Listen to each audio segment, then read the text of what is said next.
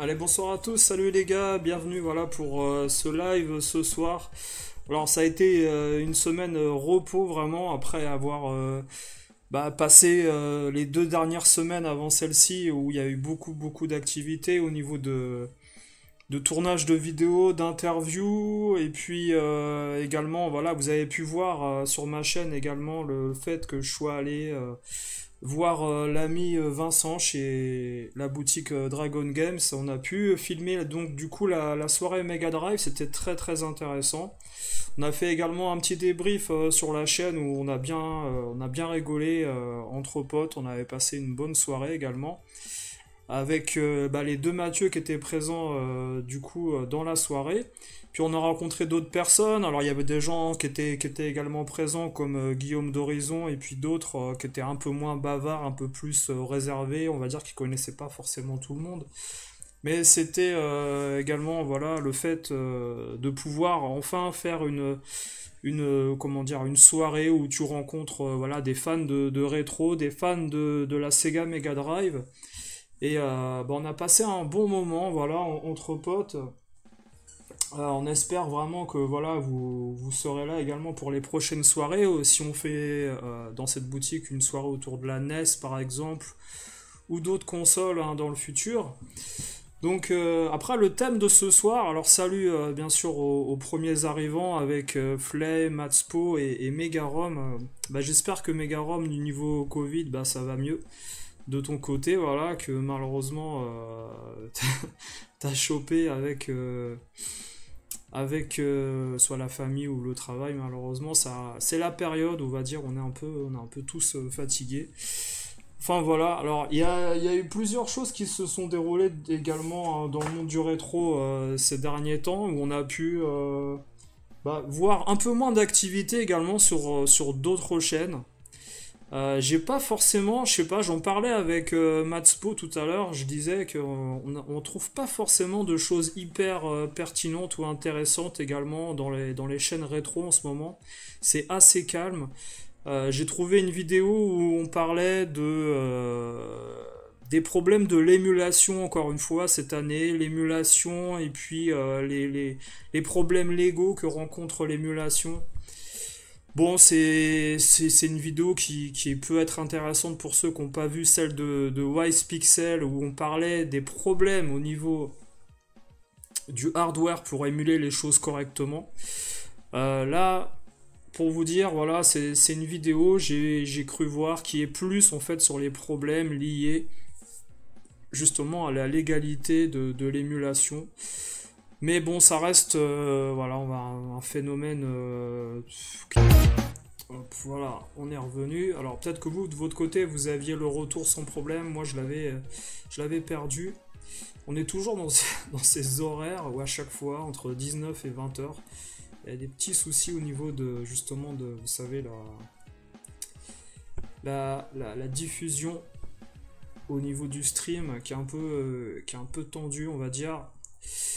Donc voilà, ce qu'on va faire, les gars, on va parler de ce thème-là à travers justement les consoles que vous avez pu avoir Day One. Alors, il y a des gens qui ont pu avoir ces consoles dans le passé, en effet, dans la semaine, dans le mois ou dans l'année. Mais il y a des gens, voilà, qui ont pu avoir ces consoles au moment de la sortie ou au moment de la mise en vitrine dans les magasins. C'était chose assez rare, hein, vraiment très rare hein, à cette époque-là. Je vais revenir également sur le salut X-Ray. Je vais revenir sur le sondage donc que j'avais posté dans l'onglet de ma chaîne, l'onglet communauté. Je vais vous mettre ça tout de suite, les gars. Après, n'hésitez pas voilà, à dire les consoles que vous avez pu avoir en effet à la sortie et puis les consoles que vous avez eues un peu plus tard. Il y a également, alors je sais pas si vous de votre côté, il y a comment dire un ou deux magazines que vous avez pu choper récemment, que pour ma part j'ai trouvé assez intéressant. Alors je vais vous montrer ça tout de suite. Hop, c'est alors attendez, voilà, on va mettre le son trop fort. Alors, c'était donc ces magazines-là. Alors, je vais vous mettre la caméra tout de suite. Salut, cousin Hubert. Alors,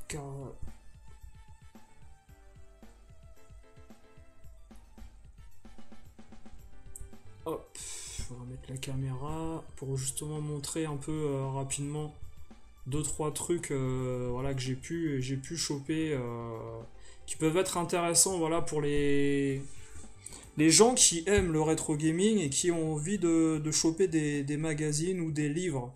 Alors franchement, je fais pas la promo de ces bouquins parce qu'il y a des gens qui sont bien placés pour faire la promo de Bitmap Books et puis de ce genre de livres. Moi de mon côté, hop, je vais vous mettre ça tout de suite, hein, bougez pas. On fait ça en direct, hein, rapidement. Voilà. Mode studio. Hop là, voilà, mode studio. Salut les gars. Alors, il y a deux magazines là, qui sont sympas en ce moment, que vous connaissez, je pense, là. Voilà, alors là, il y en a un, c'est Retro Gamer Collection. Ce magazine-là, sincèrement, je trouve qu'il s'est vachement amélioré. Je sais pas si vous l'avez chopé, celui-là, c'est celui du mois de... C'est un... Je crois que c'est un trimestriel. Voilà, c'est ça, trimestriel. C'est septembre, octobre et décembre. C'est-à-dire que vous pouvez l'acheter encore au mois de décembre. Alors, cousin Hubert, tu dis, toi, à l'époque où tu achetais des consoles, il n'y avait pas de Day One. Ouais. Bah, c'est... Quand je dis Day One, en fait, je pense qu'en effet, ça a commencé à partir de certains jeux du côté de Nintendo, des jeux autour également de Sega, où vous aviez, par exemple, ces jeux comme Mario Bros 2, Mario Bros 3, Sonic 2 en 92, où il y a du Day One qui commence à apparaître en fait. Et bah regardez, je vais vous mettre en gros plan voilà, quelques pages de ce magazine. Alors si vous connaissez pas, bah, ce numéro-là il est vraiment intéressant.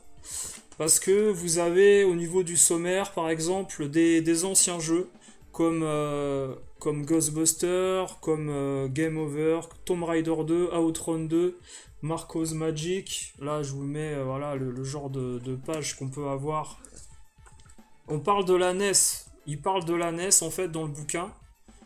C'est très très rare, en général, qu'il parle de la NES. Il parle de la Famicom au Japon. Je dois être, sincèrement, hein, je dois faire partie en France d'une trentaine, je pense, de personnes qui jouent avec la Famicom d'origine avec le câble antenne. Si vous voyez ce que je veux dire, à mon humble avis. Hein. Mais bon, après, encore une fois, ça reste à vérifier. Alors, hop, je mets la transition. Et puis, pour que ça consomme un peu moins là, parce que c'est vrai que le PC là, et le PC portable il aime pas. Le fameux robot, voilà, avec des jeux à côté que vous aviez adaptés de la Game Boy. Je trouve ça assez intéressant. C'est un bouquin qui est assez énorme. Hein. Il parle même des jeux Atari 2600. Il y a des jeux, il y a des solus de jeux Mega Drive, il y a même des jeux qui ne sont pratiquement jamais sortis sur console, dont on parle un tout petit peu. Là, il y a le fameux Magic Pocket, en fait, de l'Amiga, qui a été mis sur la Mega Drive.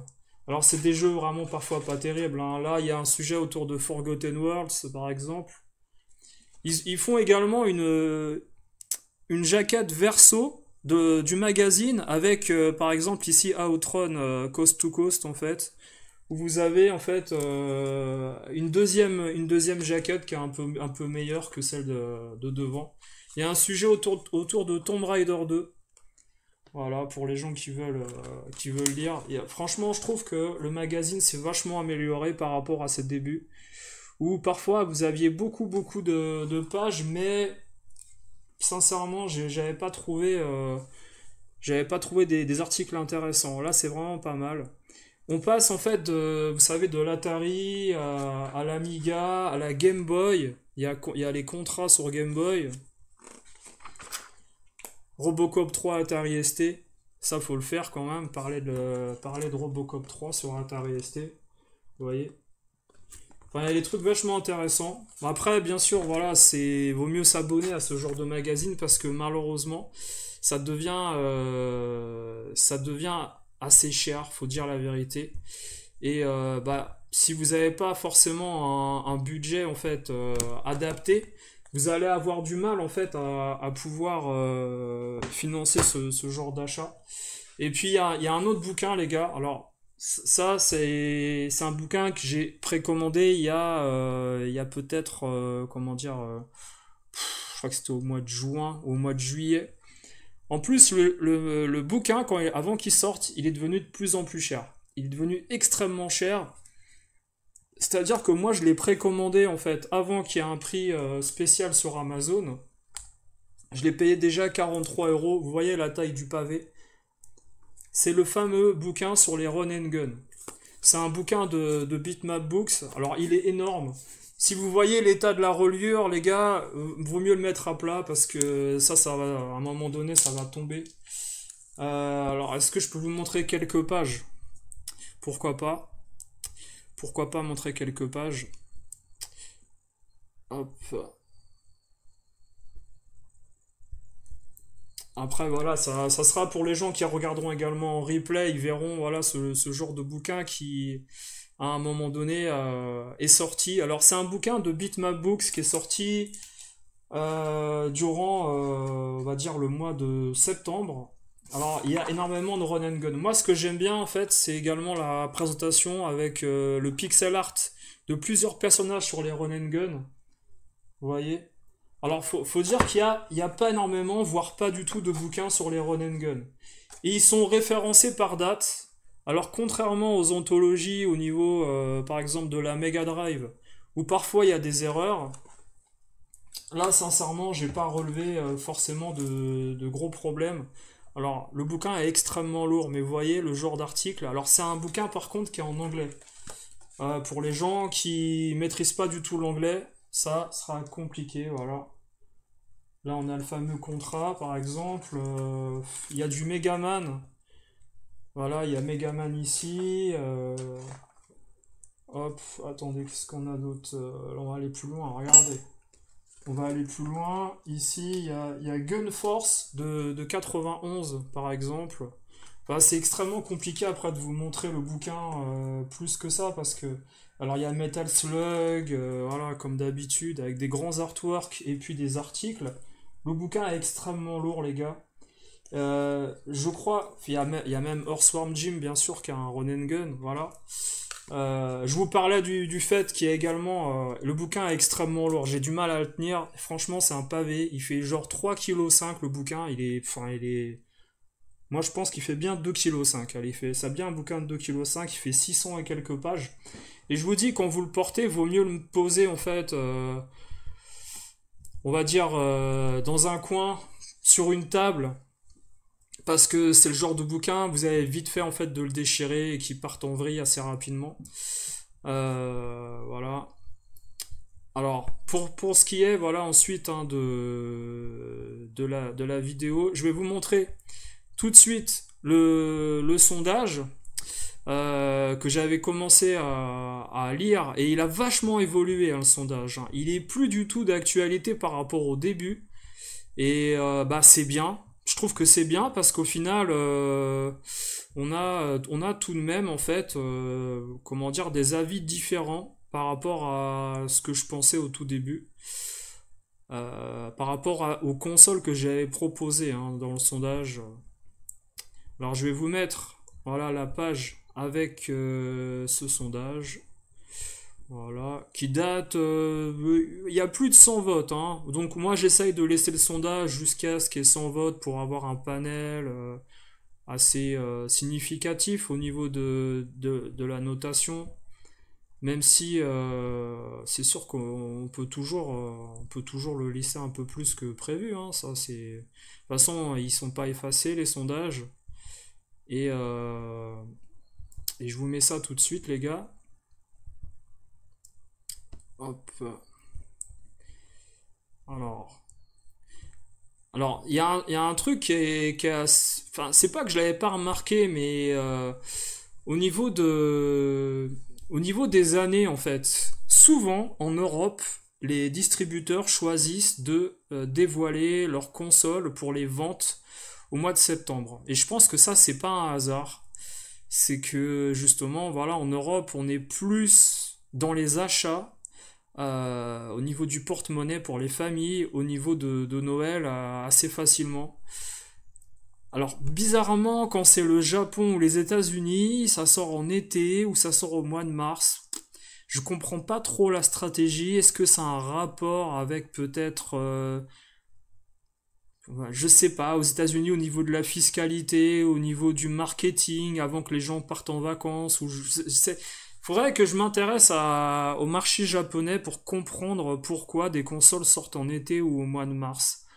Comme aux États-Unis où souvent vous avez des sorties mondiales de jeux qui sont au mois d'août, au mois de juin. C'est très très, enfin c'est très très étrange hein, par rapport aux sorties européennes.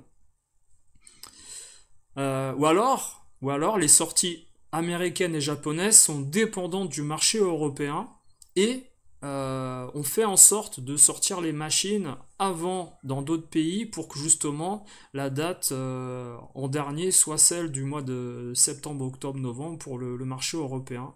C'est une stratégie commerciale mondiale, je pense que certaines compagnies font.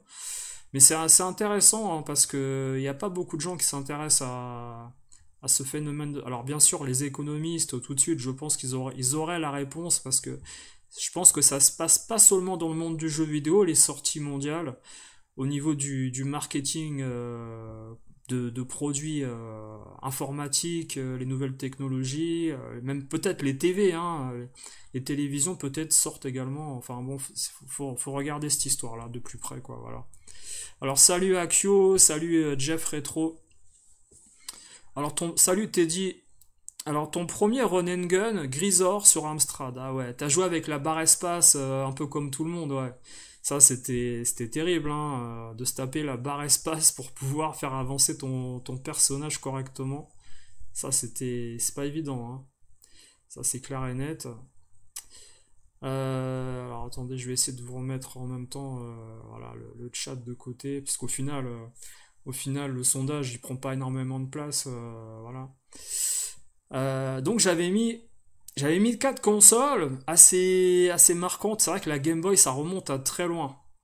Et j'avais dit par amusement que comment elle s'appelle? La Lynx, ça pouvait être une console que des gens pouvaient s'approprier dans le passé, seulement elle a tellement mal marché, et puis les jeux, c'était des jeux Atari ST au final, qui étaient downgradés au niveau de la résolution, donc ça intéressait pas forcément les gens, pour certains titres qu'il y avait, hein. Après il y a eu des titres exclusifs à la Lynx, mais c'est une console qui n'a pas intéressé les gens dans le rétro gaming aujourd'hui, c'est une console qui n'a pas vraiment de marché, pas vraiment d'argus, mis à part le prix... quand vous avez surtout, il y a un truc qu'il faut regarder au niveau de l'économie du jeu vidéo et du rétro, c'est que quand vous avez des jeux et des consoles qui se vendent au prix qu'elles se vendaient il y a 15 ans ou 20 ans, en occasion, c'est que tout simplement il n'y a pas de marché, il n'y a pas de demande pour ces consoles-là. C'est pas plus simple que ça, hein. Donc voilà. Alors, salut Kyo. Alors, Kyo, je sais plus, ouais, je t'ai dit bonjour. Ouais, je t'ai dit bonjour. Alors, il y avait 26% pour la Nintendo 64. Est-ce que parmi vous, il y a des gens qui ont eu la Nintendo 64 à la sortie ou est-ce qu'il y a des gens voilà, qui ont eu la Nintendo 64 un peu plus tard? Alors, il y a des choses assez bizarres au niveau de la Nintendo 64 parce que vous avez beau vous renseigner sur la date de sortie en Europe, je me suis souvenu d'une chose, et vous allez me confirmer si j'ai raison ou pas, mais si vous vouliez la Nintendo 64 à la sortie le 1er septembre 97 en France, il fallait réserver votre console dans les Toys R Us, les magasins de jouets, les Micromania, etc. Il fallait la réserver. Et pour les acheteurs qui l'achetaient sans réservation, il a fallu attendre 2 à 3 semaines pour la récupérer. Il y avait tellement peu de consoles fabriquées que la console n'était pas disponible pour le grand public le jour de sortie en France officielle.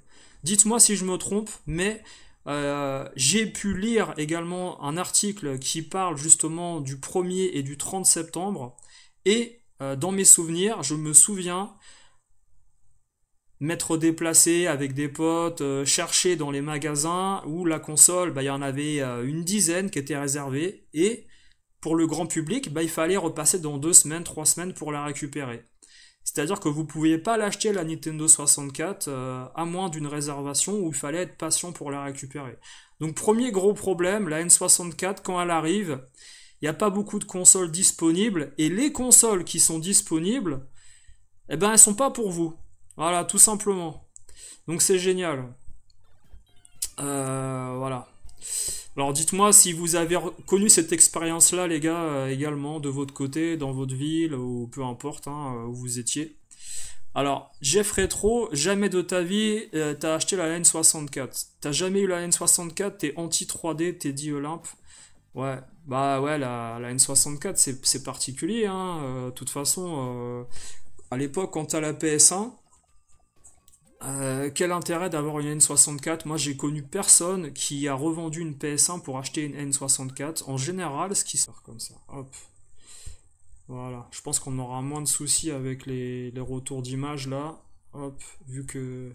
Je pense que la vidéo que j'avais mis en fond là au niveau du jeu, de la petite télé, ça prenait des ressources pour le PC et ça aimait pas trop. Enfin, peu importe. Donc je disais, voilà, personne n'avait revendu une PS1 pour acheter une N64 à l'époque, hein. Ça, c'est un truc, en général, ça se faisait pas. Alors, tu dis, Abdul Jabbar, salut à toi. T'avais 007, ouais, un peu comme tout le monde, hein, voilà. Le James Bond 007, ça, c'était la base. Alors, attendez, je vais mettre un petit fond. Après, la Saturn, qui sort quand même 2 mois avant la PlayStation 1, il y a pas mal de gens qui se sont fait un peu avoir, entre guillemets. Alors attendez, je vous mets ça.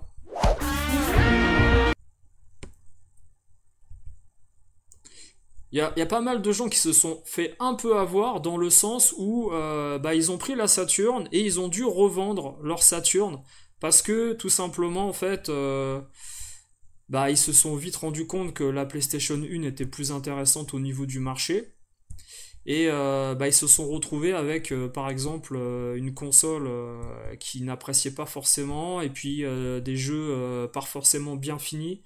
C'est-à-dire qu'on a eu par exemple, vous vous rappelez du premier Virtua Fighter. Je sais pas si vous vous en souvenez les gars, hein. Mais le premier Virtua Fighter qui sort sur la Saturn, malheureusement il n'y a pas les visages.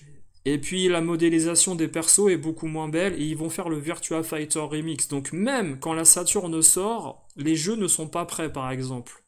C'est un peu le cas avec Daytona aussi. Daytona, ils ont dû refaire en fait une nouvelle version avec Championship USA Circuit où vous avez une remodélisation, moins de clipping, etc.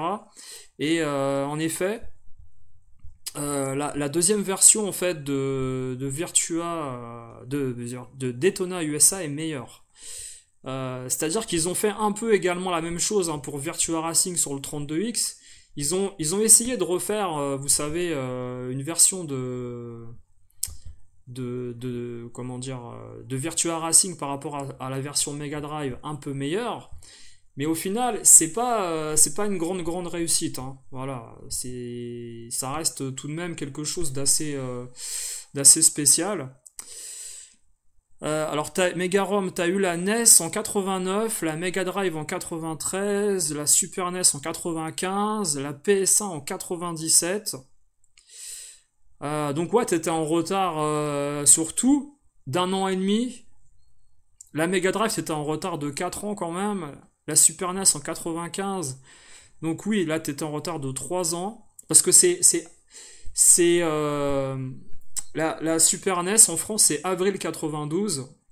Il y a pas mal de gens qui croient que c'est Noël 92 parce qu'ils ont tous eu, vous savez, le fameux pack Street Fighter, où au final, plein de gens pensent que bah, la console elle sort avec Street Fighter 2 à Noël. Bah en fait non, elle arrive avant avec des jeux comme Rival Turf, F-Zero, etc.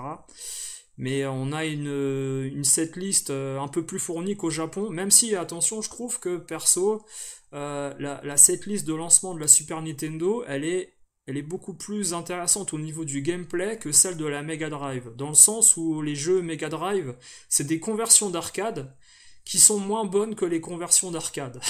Alors que sur Super NES, ce sont des jeux originaux, comme Super Mario World, par exemple, et Super Mario World, qui est un jeu qui mêle le mode 7, qui mêle bah, l'aventure, un gameplay plateforme vraiment très bon. Et il y a F-Zero également, le mode 7, c'est une des premières fois qu'on voit ça. Pilot Wings, c'est assez impressionnant. La Mega Drive, ils ont fait Super Thunder Blade, Space Harrier 2, parce que le Space Harrier 1, c'est celui qu'on avait sur Atari ST, Amstrad, Spectrum, etc. C'est un autre Space Harrier, c'est pas le même. Il y a plein de gens qui pensent que c'est le même, mais non, c'est un autre. Il est meilleur, heureusement, vous me direz. Sur PC Engine, on en a un également. Alors, cette liste au niveau de la Mega Drive au Japon, c'est pas la même non plus que celle qu'on a en Europe, hein. Faut dire qu'aux États-Unis, ils ont un pack avec Altered Beast qui se vend pas très bien, qui arrive en 89, si je me trompe pas.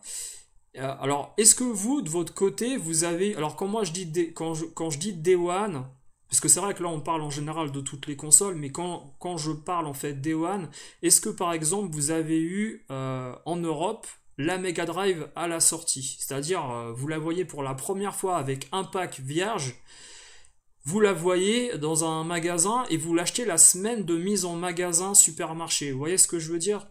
C'est un peu ça le délire. C'est pas forcément en fait, comment dire, Day One officiel de Sega, l'arrivée par bateau, etc.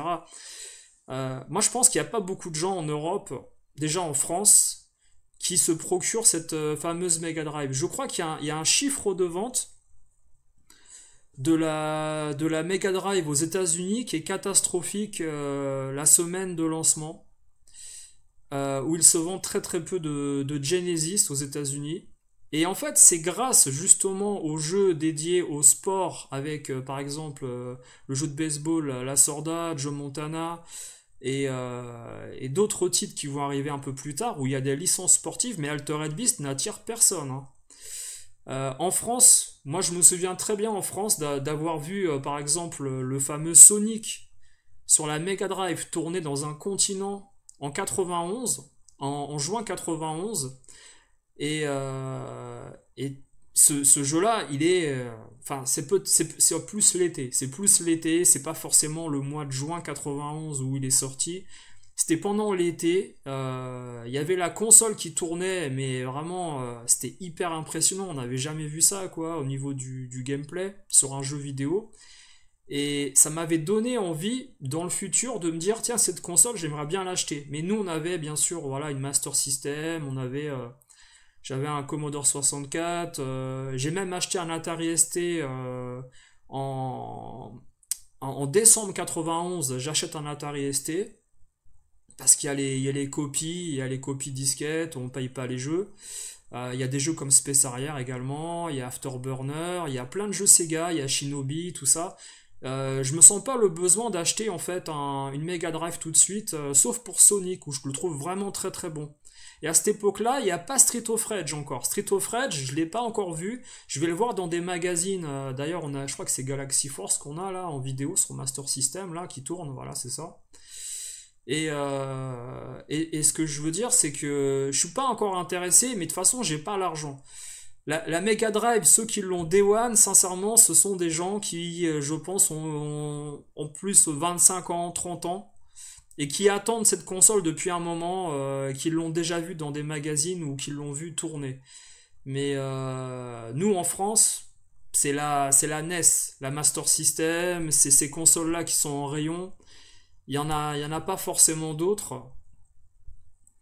Et les seules consoles qu'on peut voir en fait dans les magasins avec beaucoup de jeux, ça va être la NES et la Master System où justement les jeux sont en vitrine. On peut pas les voir, on peut pas y toucher. Il y a des bornes de démonstration avec la NES, le deck, hein, le control deck avec tous les jeux NES où vous choisissez avec les numéros quel jeu vous voulez essayer au niveau de la démo. Vous le connaissez hein, aujourd'hui ce control deck. Alors, je vais lire un peu ce que vous disiez dans le chat, les gars. Alors, Kyo, tu dis Shenmue devait sortir sur Saturn. Oui, là, c'est vrai ce que tu dis. C'est bien de le dire parce qu'il n'y a pas assez de gens qui en parlent de ça. C'est que Shenmue était prévu à la base sur la Saturn. Tout à fait, ouais. Tout à fait. Alors, attends, je vais essayer de remonter le chat si j'y arrive. Ça serait bien. Ah, on va remettre la barre d'espace. On t'a toujours dit, Jeff Retro, que la N64 c'était génial avec GoldenEye. Ouais, à l'époque c'était génial, ça c'est clair et net, hein. C'était une super belle console. Si en effet tu l'as acheté au moment où elle était dans la hype, 97, 98, 98 il y a la Coupe du Monde de foot, il n'y a pas un meilleur jeu de foot que ISS 64. Et pour te dire, les gens s'arrêtent sur le boulevard Voltaire, ils regardent par la vitrine pour regarder en fait le jeu tourné chez les magasins qui mettent le jeu tourné, hein, comme Obi-Wan, comme Vidéo Invasion. Le jeu tourne dans la vitrine, donc les gens sur le trottoir regardent ISS 64 qui est hyper impressionnant. Il y a même ISS 98 qui va arriver sur la Nintendo 64. Et puis sur PlayStation 1, après la Coupe du Monde, on va avoir le Winning Eleven, voilà. Euh, et GoldenEye, en fait, tu le trouvais d'occasion, mais souvent en loose, en fait. Tu le trouverais très rarement, en fait. Dès qu'il y en avait un en vente d'occasion, GoldenEye, il partait tout de suite. T'étais presque obligé de l'acheter neuf, en fait, en 98 pour y jouer, hein. T'étais obligé. Alors ça on avait lu. Alors la Saturn, jamais eu, mais elle a l'air d'avoir de sacrées perles dessus. Alors la Saturn, faut l'acheter en japonais, quoi qu'il arrive. N'achète pas aujourd'hui Kyo en fait une Saturn européenne en te disant tiens je vais installer la cartouche pour comment dire dézoner les jeux etc. Non, prends une Saturn japonaise tout de suite, cherche même pas. Y a pas photo. Le 60 Hz et puis les jeux japonais, la setlist, et y a pas photo. T'achètes un convertisseur de tension et tu joues à ta Saturn japonaise chez toi sans problème, hein. 110 volts 220. Megarom, si t'avais pu acheter une console Day One, c'est bien la Saturn. Mais pourtant, alors la Saturn, moi j'ai des potes, je l'aurais, comment dire, euh, je les ai convaincus de ne pas acheter la Saturn. Et pourtant, à cette époque-là, j'avais pas travaillé. Mais en fait, par rapport au commerce et le fait que Sony avait un catalogue et une influence et une puissance largement supérieure à ce que Sega pouvait avoir dans le monde du média, tu pouvais te dire que des grandes compagnies allaient signer avec Sony même en n'étant pas au courant de tout. Et quand tu sais, à l'époque, Electronic Arts, Squaresoft avait rejoint Sony pour le lancement de la PlayStation. La Saturn de Sega, ça a annoncé du mauvais en fait au niveau de la dépendance. Ils étaient dépendants des jeux Sega pour la Saturn. C'est ce qui s'est passé avec la Dreamcast. Sega était extrêmement dépendant des propres éditions de jeux qu'ils allaient faire. Et une fois, vous avez vu la Dreamcast, une fois qu'ils avaient fait toutes les conversions des bornes d'arcade, plus personne s'est intéressé à la Dreamcast. Au bout d'un an et demi, c'était fini en fait, parce qu'ils avaient sorti tous leurs jeux d'arcade. sur la console, et au final, bah, les gens ils étaient plus curieux de voir comment un Soul Calibur allait être adapté parce qu'ils avaient vu que c'était perfect. Et en effet, la PS2 avec le DVD, il n'y avait pas photo au niveau avantage accessoire. Euh, alors ça, voilà, Shenmue, on l'avait lu. Pour ta part, Flay, toi, la NES en 91, la Super NES en 93, la Mega Drive en 95 et la PS1 en 97. Alors, la PS1, tu l'as eu tard, mais tu as pu avoir une console, en effet, qui marchait extrêmement bien dans le sens où la console était déjà à la deuxième fabrication au niveau de la série, et puis tu avais les jeux gravés en 97. Donc t'étais bien. Voilà. Mega Drive 95, ouais, tu l'as eu vachement tard. Tu as eu beaucoup d'occasions. C'est bien, t'as eu les jeux pas chers. Voilà. Alors, Jeff Retro, hier, tu as acheté Capcom Arcade Stadium 2 sur Switch. C'est vraiment sympa avec les trois Wonder Boy. Les trois Wonder. Alors, c'est quoi les trois Wonder? Je sais pas, les trois Wonder. Ouais, les compiles Switch, c'est bien pour se faire la main. C'est bien, voilà. Castlevania 4, ton meilleur jeu sur Super Nintendo.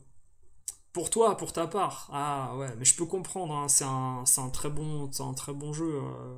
D'ailleurs, il fait partie des jeux Super Nintendo que je n'ai jamais terminé. Il va falloir que je le termine. Mais bah, j'ai joué à tellement de jeux entre temps et voilà quoi. J'ai terminé des jeux largement plus durs, comme Zombies, comme Axolay, etc. à l'époque. Mais c'est marrant, Castlevania 4 en fait, bah c'est pas un jeu qui m'avait attiré à l'époque et je l'ai connu extrêmement tard par rapport à sa sortie. Voilà. Alors Teddy, tu as acheté la Mega Drive la première semaine de sortie, bah c'est bien ça. C'est franchement. Il n'y a pas beaucoup de gens qui peuvent s'en vanter, ça. Ça, c'est. Alors, pour ma part, si on parle de mon histoire avec la Mega Drive, dans une vidéo, je vous avais dit voilà, que je l'avais eu au mois d'avril ou au mois de juillet 92. Je sais plus quel mois c'était exactement. Dans la vidéo, je le dis parce que j'avais fait des recherches. Et de toute façon, c'était l'été 92. Voilà, c'est plus été 92. Mais c'est une console que je prends largement plus tard, une fois que bah, j'ai pu avoir, comment dire, l'Atari ST, parce que moi, la base, c'était d'avoir l'Atari ST avec les jeux, les copies en disquette. Et, je l'ai eu très tard. Et c'était Street of Rage et Sonic, les jeux que je voulais faire en premier. Il y avait un pack à l'époque qui était là, c'était parfait. La Super Nintendo, moi je l'ai eu encore plus tard. Voilà, je vous ai raconté également quand est-ce que je l'ai eu. Je l'ai eu en 93, donc je l'ai eu plus tard. Je l'ai même pas acheté neuf, je l'ai acheté d'occasion. La Game Boy, je l'ai eu au mois de décembre de la sortie en France. C'est-à-dire, elle sort en septembre 90, la Game Boy. Moi, je l'ai en décembre 90. Je l'achète avec mon argent de poche que j'ai eu pour les fêtes de Noël. Alors, ce qui est bien, la Game Boy, c'est elle coûte entre guillemets seulement 590 francs. Dans le pack, le starter pack, hein, avec les petits écouteurs, les piles, le jeu Tetris, 590 francs. Elle est vraiment pas chère. Donc tout le monde peut se la payer. Si je me trompe pas, hein, je crois que c'est 590. Hein. Par rapport à l'Atari ST, il m'avait coûté, je crois, je crois qu'il m'avait coûté 1500 francs l'Atari ST. 1490 francs il m'avait coûté. Mais il coûtait déjà beaucoup moins cher l'Atari ST qu'à sa sortie. Hein. Ah, et je l'ai acheté longtemps après la sortie, l'Atari. Je l'ai acheté 5 ans après la sortie. Hein. Pratiquement. Hein. Alors Kyo, t'étais trop petit pour te souvenir. La Mega Drive Day One, je crois, avec Sonic. T'avais acheté Sonic à part ou le pack Sonic, ouais. Le pack Sonic, il est mythique, hein. Franchement, c'est un beau pack, ça. Hein. Euh, Sonic, la claque de vitesse, ouais, ouais. Sonic, en fait, je sais pas si vous connaissez l'anecdote, les gars, mais Sonic, à la base, qui a été designé par Yuji Naka, C'est un jeu en fait qui devait sortir avec un petit personnage féminin qui devait être également accompagner Sonic pendant son aventure. Et en fait, les designers avaient pensé à Madonna, en fait, au tout début. Madonna, la chanteuse. Il y avait le hérisson et puis Madonna. Alors, le problème, c'est qu'il fallait convaincre Madonna d'apparaître dans le jeu avec son petit personnage. À l'époque, il y avait eu le film Who's That Girl qui était sorti au cinéma un peu plus tôt. Et Madonna, en fait, elle était très en hype par rapport à ses albums, ses concerts. Et il n'y avait pas encore eu... Ah si, il y avait eu déjà le Blonde Ambition Tour qui était passé à Bercy en 90, il y avait eu ça. La Sonic c'est 91. Madonna c'était la plus grande star mondiale et il y avait ce débat à l'époque entre Michael Jackson et Madonna. Et ces gars voulaient mettre les deux en fait dans ces jeux vidéo. C'est aussi ça que les gens ne pensent pas à dire quand justement ils en parlent. C'est que ces gars voulaient regrouper les deux plus grandes stars mondiales dans les jeux vidéo en fait à l'époque. Et ils ont eu quand même Michael Jackson avec Moonwalker qui est développé avec justement le directeur marketing qui va avoir Michael Jackson qui vient dans les studios pour approuver les gestes, la musique, le level design des niveaux, l'esthétique du personnage avec le costume de Smooth Criminal, etc. Et ils avaient le projet qu'ils ont malheureusement, ils n'ont pas réussi de mettre Madonna en fait dans le jeu Sonic. Et ça posait plein de problèmes de droit, d'exploitation. Et puis, alors à l'époque, il n'y avait pas eu encore, vous savez... alors ce qui est marrant, c'est que quand vous regardez l'historique, en fait, des gens qui parlent justement de Madonna avec Sega, ils vous parlent du CD Erotica. Sauf que Erotica, en fait, il est pas sorti le CD encore. Quand Sonic arrive. Le développement de Sonic, c'est un peu plus tôt. Et en fait, il parle d'une polémique avec le côté, comment dire, un peu vulgaire, un peu, comment dire, problématique de Madonna, etc. à l'époque, trop côté érotique par rapport aux jeux vidéo, aux enfants. Alors que Sega se voulait très adulte, mais là, ça allait peut-être un peu trop loin. Bon, cela dit, ça s'est pas fait. Ça s'est pas fait, c'est dommage, c'est dommage. Alors, il y a des gens dans Sonic 3. Dans Sonic 3, on a parlé des musiques de Michael Jackson. Dans Sonic 1, il y a beaucoup de mélodies. Alors, je ne sais pas si c'était le but des programmeurs musicaux à l'époque, mais étant donné en effet que voilà, ils avaient l'idée de mettre Madonna dans le jeu avec Sonic, il y a beaucoup de mélodies qui ressemblent à certains riffs en fait de Madonna sur les albums où il y a Holiday par exemple. Into the Groove, vous pouvez ressentir l'atmosphère, l'esthétique en fait, l'ambiance de ces albums un peu groovy des années 80, dance, etc. Alors, écoutez bien, vous allez voir. Et je pense que justement à un moment donné, ils ont changé leur façon de faire parce qu'ils n'ont pas réussi à réunir en fait ce qu'ils voulaient en fait dans le jeu. Enfin bon, on a assez parlé de ça, mais c'est assez intéressant. C'est assez intéressant de s'attarder en fait sur différentes choses. Alors Megarom, si t'avais pu acheter une console Day One, c'est bien la Saturn. Je croyais pas du tout au succès de la PlayStation. Ah, tu croyais pas? Bah c'est marrant parce que moi j'avais plus de potes qui croyaient justement au succès de la PlayStation que de la Saturn. Et ça, en fait, c'était par rapport au fait que Sony regroupait plusieurs boîtes qui étaient affiliées avec Sony déjà à l'époque, dans le monde du cinéma et de la musique, et surtout de la vidéo. Parce que la PlayStation, la qualité qu'elle avait, c'était surtout des vidéos en FMV de qualité par rapport à ce que faisait le Mega CD, la 3DO, où c'était plus ou moins équivalent, mais la 3DO, c'était une console malheureusement terminée déjà. Au bout d'un an et demi, c'était fini. La 3DO, sur la longueur, elle a peut-être vécu un peu plus longtemps que la Dreamcast, mais c'est kiff-kiff, hein. Après, je pense que la Dreamcast, elle a peut-être un peu plus de jeux, en effet, au niveau de la ludothèque.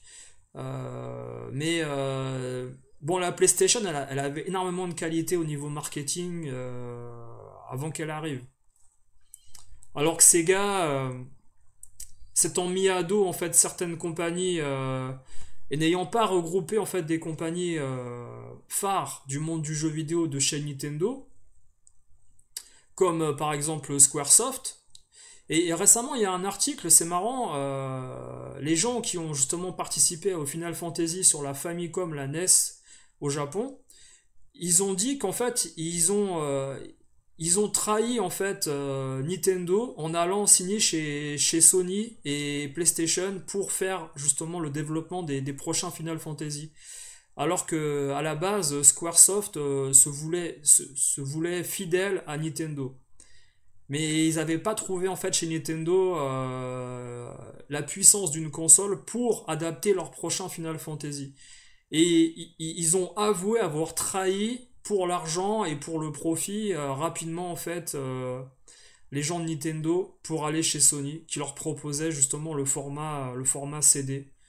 Squaresoft en fait à l'époque c'est une compagnie d'édition et de production, de programmation qui a besoin en fait de travailler tout simplement. Donc ils vont pas attendre qu'il y ait une nouvelle GameCube qui arrive. Ils ont besoin de bosser les gars. Donc qu'est-ce qu'ils font? Eh ben ils vont chez Sony, tout simplement. Et c'est un article que vous pouvez retrouver sur Twitter. Je l'ai lu en anglais sur Twitter il y a pas si longtemps. C'était hier, je crois. Alors, les compiles Switch sont très bien, on avait dit. Alors, Teddy, tu dis, quand la Mega Drive est sortie en France, il y avait 2 packs au choix avec Sonic ou Street of Rage. Alors, je peux même te dire que c'était un pack avec Sonic et un pack avec Sonic et Street of Rage. C'est-à-dire que c'était 2 packs différents, mais il n'y avait pas un pack, je crois pas qu'il y ait un pack que avec Street of Rage. C'était Street of Rage plus Sonic. Pour ma part, hein, au niveau de mes souvenirs, hein. Dis-moi si tu trouves une photo, il n'y a pas de souci, on pourra contrecarrer la. Alors, tu montrais Sonic à des gens à l'époque sur Mega Drive, ils hallucinaient, ouais. En Day One, la Dreamcast, ça devait être classe. Alors, la Dreamcast, ah ouais, on va passer. Si vous voulez, regardez. Je parlerai de la PlayStation après, si vous voulez. Mais pour ce qui est donc de la Dreamcast en fait, moi je l'achète en version japonaise. Euh, je l'achète sur Republic en version japonaise pardon, chez Stock Games.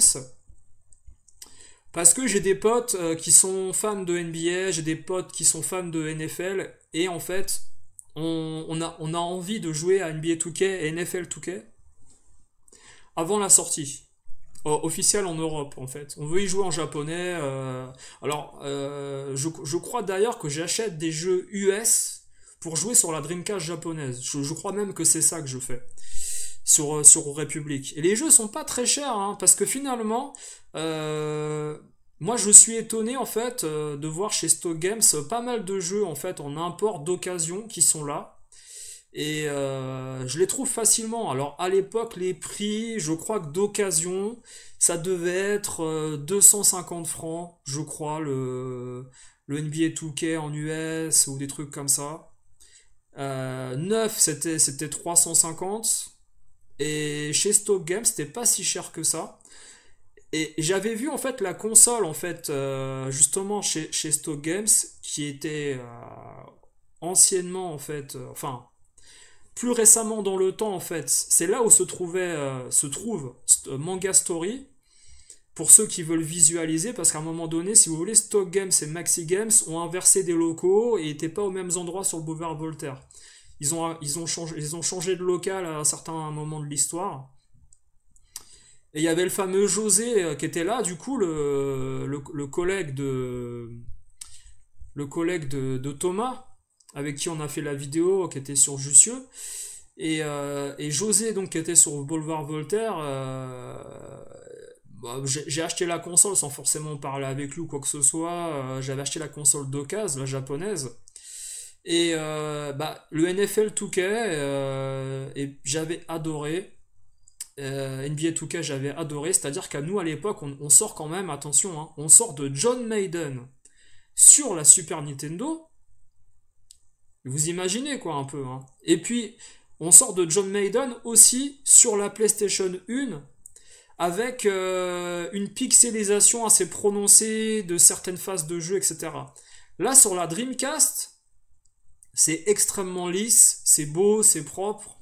Il y a des musiques d'ambiance pendant les temps morts et tout. C'est franchement le jeu. NBA 2K, j'en parle même pas. NBA 2K, il est resté pendant très longtemps NBA 2K et il est redevenu avec le temps également le meilleur jeu de basket de tous les temps pendant plus de 20 ans. C'est NBA 2K, c'est quand il sort sur Dreamcast en US, c'est une révolution dans le jeu de sport. Et ouais, donc voilà, j'achète la Dreamcast japonaise et après moi j'ai la Dreamcast, je revends la japonaise pour acheter l'européenne qui arrive et qui a le 60 Hz intégré dans les jeux. Les jeux européens, on peut choisir 50 et 60, donc je vois plus aucune utilité d'avoir la japonaise. Et j'ai acheté le jour de lancement la Dreamcast à Micromania sous réservation grâce à un pote, mais c'était une réservation faite grâce au piston, on va dire. Mais il y en a, hein. C'est-à-dire que des gens ont réservé, mais il y a beaucoup de consoles encore en stock. Les gens en fait se déplacent pas pour acheter la Dreamcast. Il y a pas le feu, il y a pas le feu au magasin où les gens sont dans tous les sens comme pour la PS2, non. La Dreamcast c'est très très calme le Day One, très très calme. Euh, on vous file même en fait des astuces. Je me souviens que les vendeurs de Micromania à l'époque, et demain, vous verrez à la suite de l'interview avec Domingos qui a bossé directeur de Micromania Créteil. Je crois qu'il a fait la sortie de la Dreamcast. Il est arrivé juste à ce moment-là, ou juste après, je sais plus. Et en fait, les vendeurs qui avaient déjà eu, par exemple, la possibilité de jouer à des jeux comme Ready to Rumble, comme alors, je crois que Soul Calibur il sort pas tout de suite. Soul Calibur, je crois qu'il arrive genre une semaine après la sortie, un truc comme ça. Il sort pas tout de suite. Mais on vous donne des astuces avec l'horloge de la console interne, ou quand vous mettez la date d'Halloween dans Ready to Rumble, vous avez, je crois, une histoire avec un personnage qui a une tête de citrouille ou je sais plus quoi. Il y a une histoire avec ça, je sais plus ce que c'est. J'ai pas. Enfin, on peut changer l'horloge de la Dreamcast et avoir des trucs qui se débloquent sur le VMU également quand on joue avec la console. Si vous vous en souvenez, les gars, dites-moi. On va revenir après sur la Dreamcast. Alors, t'as pas eu le problème de la PS1 à mettre sur la tranche, effectivement. Ouais, ouais, voilà. Ceux qui ont acheté la PS1 en 97, ils ont pas eu ce problème-là. Euh, Je suis fou, j'ai dû l'avoir en 93 alors la Saturn. T'as eu la Saturn avant tout le monde, non, c'est pas possible. La Saturn elle sort pas en 93. C'est 95 la Saturn. Enfin, 95, ça dépend. Oui, en Europe.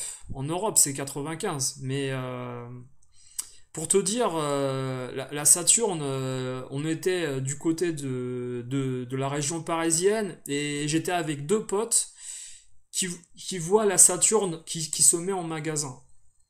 C'est-à-dire, on voit les packs, tout ça, 2 mois avant la sortie de la PlayStation 1. Et les mecs hésitent, hein. C'est dur, hein. Pour un gamer, c'est extrêmement dur de voir la console, d'avoir l'argent et de se dire non, j'attends la PS1. C'est dur. Je peux vous dire, les gars, c'est un dilemme monstrueux parce qu'en général, en fait, on est dans la hype d'acheter tout ce qui sort avant tout le monde. Et c'est un peu ce qui se passe avec la Saturn. Et moi, en discutant, franchement, je crois, on avait discuté pendant une demi-heure avec des potes au magasin. Et à la fin, ils m'ont dit, ouais, c'est vrai, t'as raison, on va attendre. Et après, ils m'ont remercié, hein. Ils m'ont remercié grave, hein. Ils m'ont dit, putain, t'avais raison, j'aurais foutu. Parce que, attention, vous savez ce que c'est l'arnaque? Bon, après, vous le savez, hein. Pour les gens qui ont connu la sortie de la Saturn, qu'est-ce que c'était l'arnaque du 299 là? C'est-à-dire, Sony vous dit, notre console va coûter 299 $. Le problème, c'est que c'est pas la vérité. C'est-à-dire que le pack Saturn, il est vendu avec 2 manettes, une memory card interne, les câbles, etc. La Péritel, il y a tout. La console est vendue plus cher, ok. Mais à la fin, quand vous achetez la PlayStation 1 avec la memory card, une deuxième manette, le câble RGB qui est pas fourni, parce que ces enfoirés de chez Sony, qu'est-ce qu'ils donnent? Ils donnent une sortie composite RCA dégueulasse. Donc il faut acheter une Péritel RGB qui est vendue séparément. Un petit câble en fait qui est vendu dans une boîte pour avoir une meilleure image. Et les gens à l'époque ils le savent pas, qu'ils peuvent jouer avec la PlayStation avec une plus belle image pour jouer à Wipeout, etc.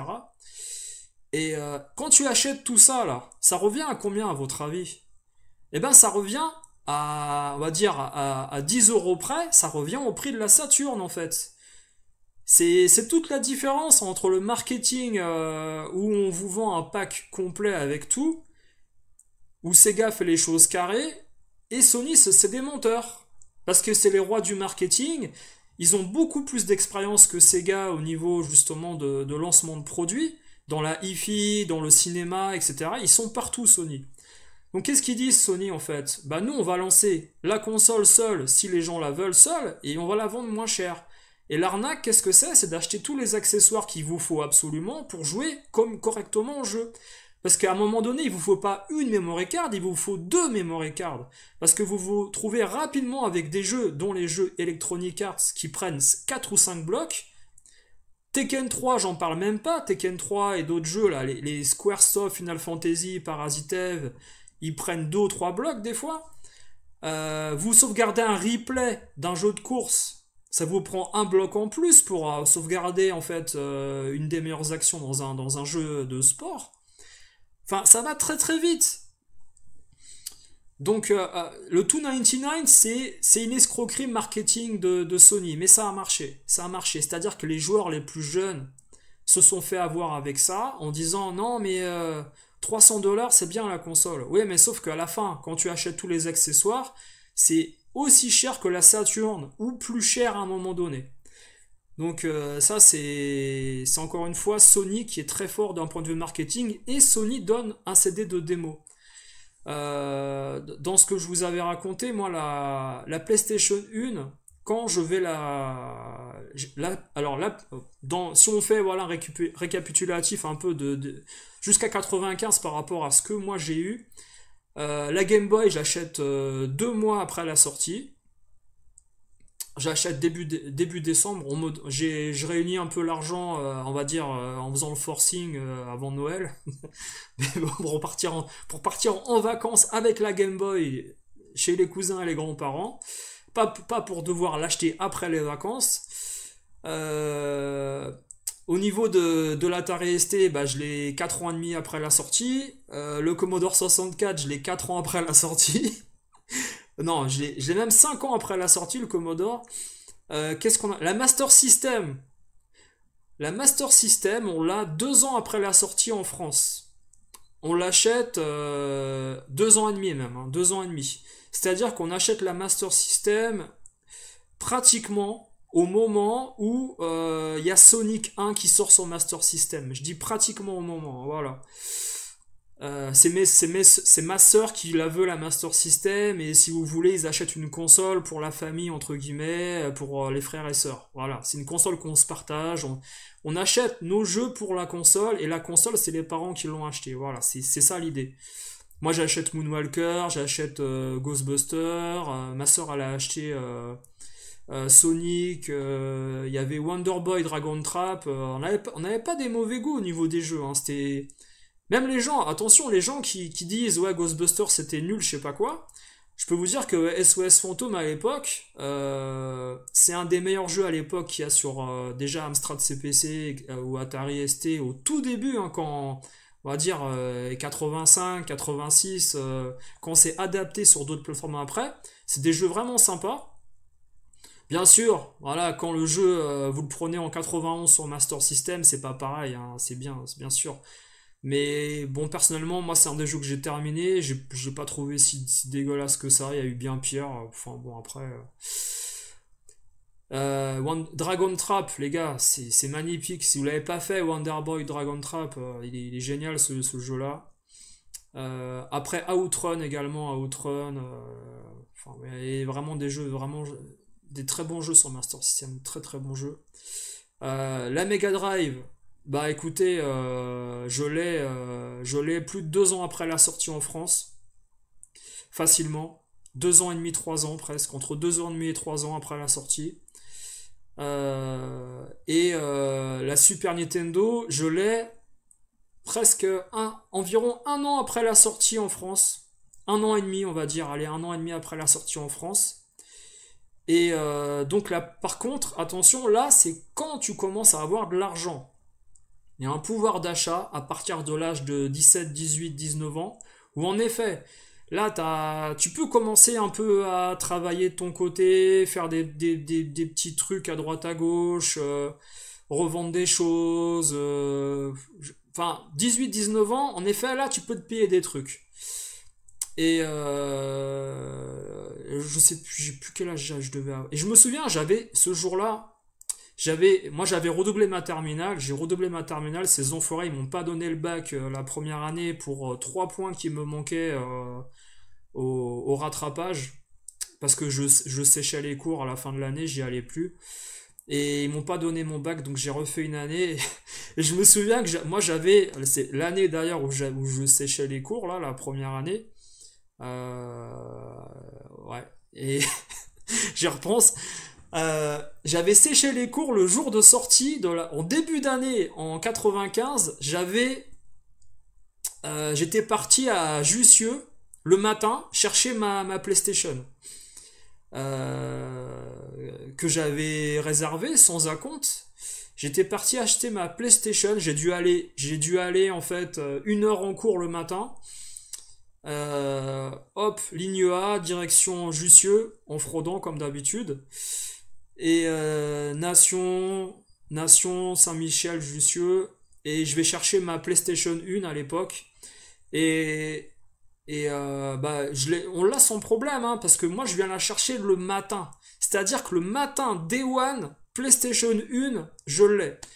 C'est-à-dire que en France, on était dans les premiers servis. Il y a des gens qui prenaient plein de jeux. Alors souvent, les meilleurs jeux partaient le jour Day One. C'est-à-dire que vous vouliez Wipeout, vous vouliez Destruction Derby, vous vouliez Toshinden, vous vouliez... qu'est-ce qu'il y avait d'autre il y avait Jumping Jack Flash, il y avait Ridge Racer. Vous vouliez ces jeux-là, en fait, les meilleurs jeux partaient tout de suite. Et à la fin, il restait plus que les jeux un peu moyens en rayon, vite fait. Mais moi, j'avais pris la PlayStation 1 avec le CD de démo.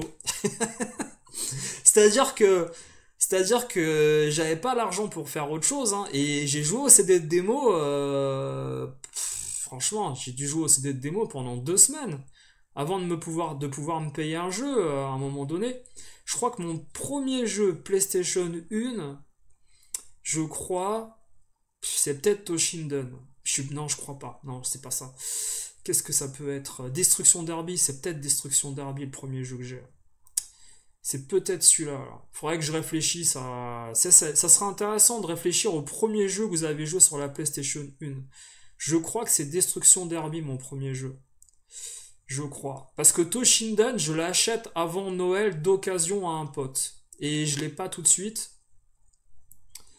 Mais à l'époque, pour vous dire, quand vous alliez sur Jussieu... Alors moi, je voulais pas... Moi, je l'ai acheté à Score Games. Le jour de la sortie. Et cette console-là, en fait... Ouais, ça... Matspo, ouais. Vagabond, ouais, c'est ça, ouais.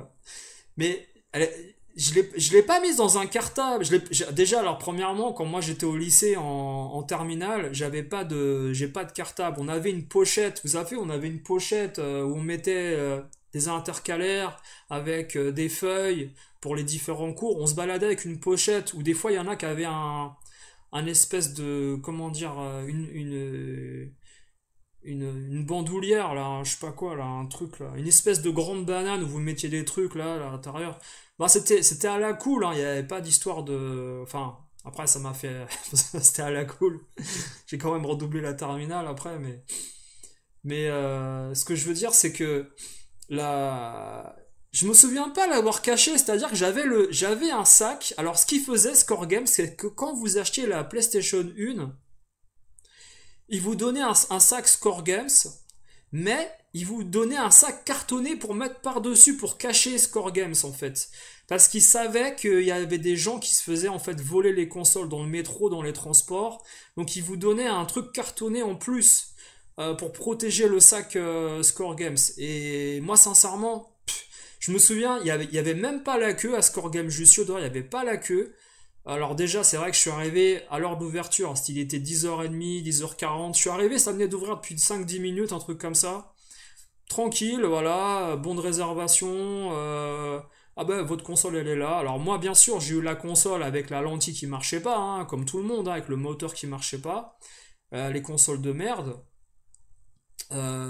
Et donc, moi j'ai joué à. Quand je suis rentré, le premier jeu que j'ai mis c'était Wipeout. Wipeout.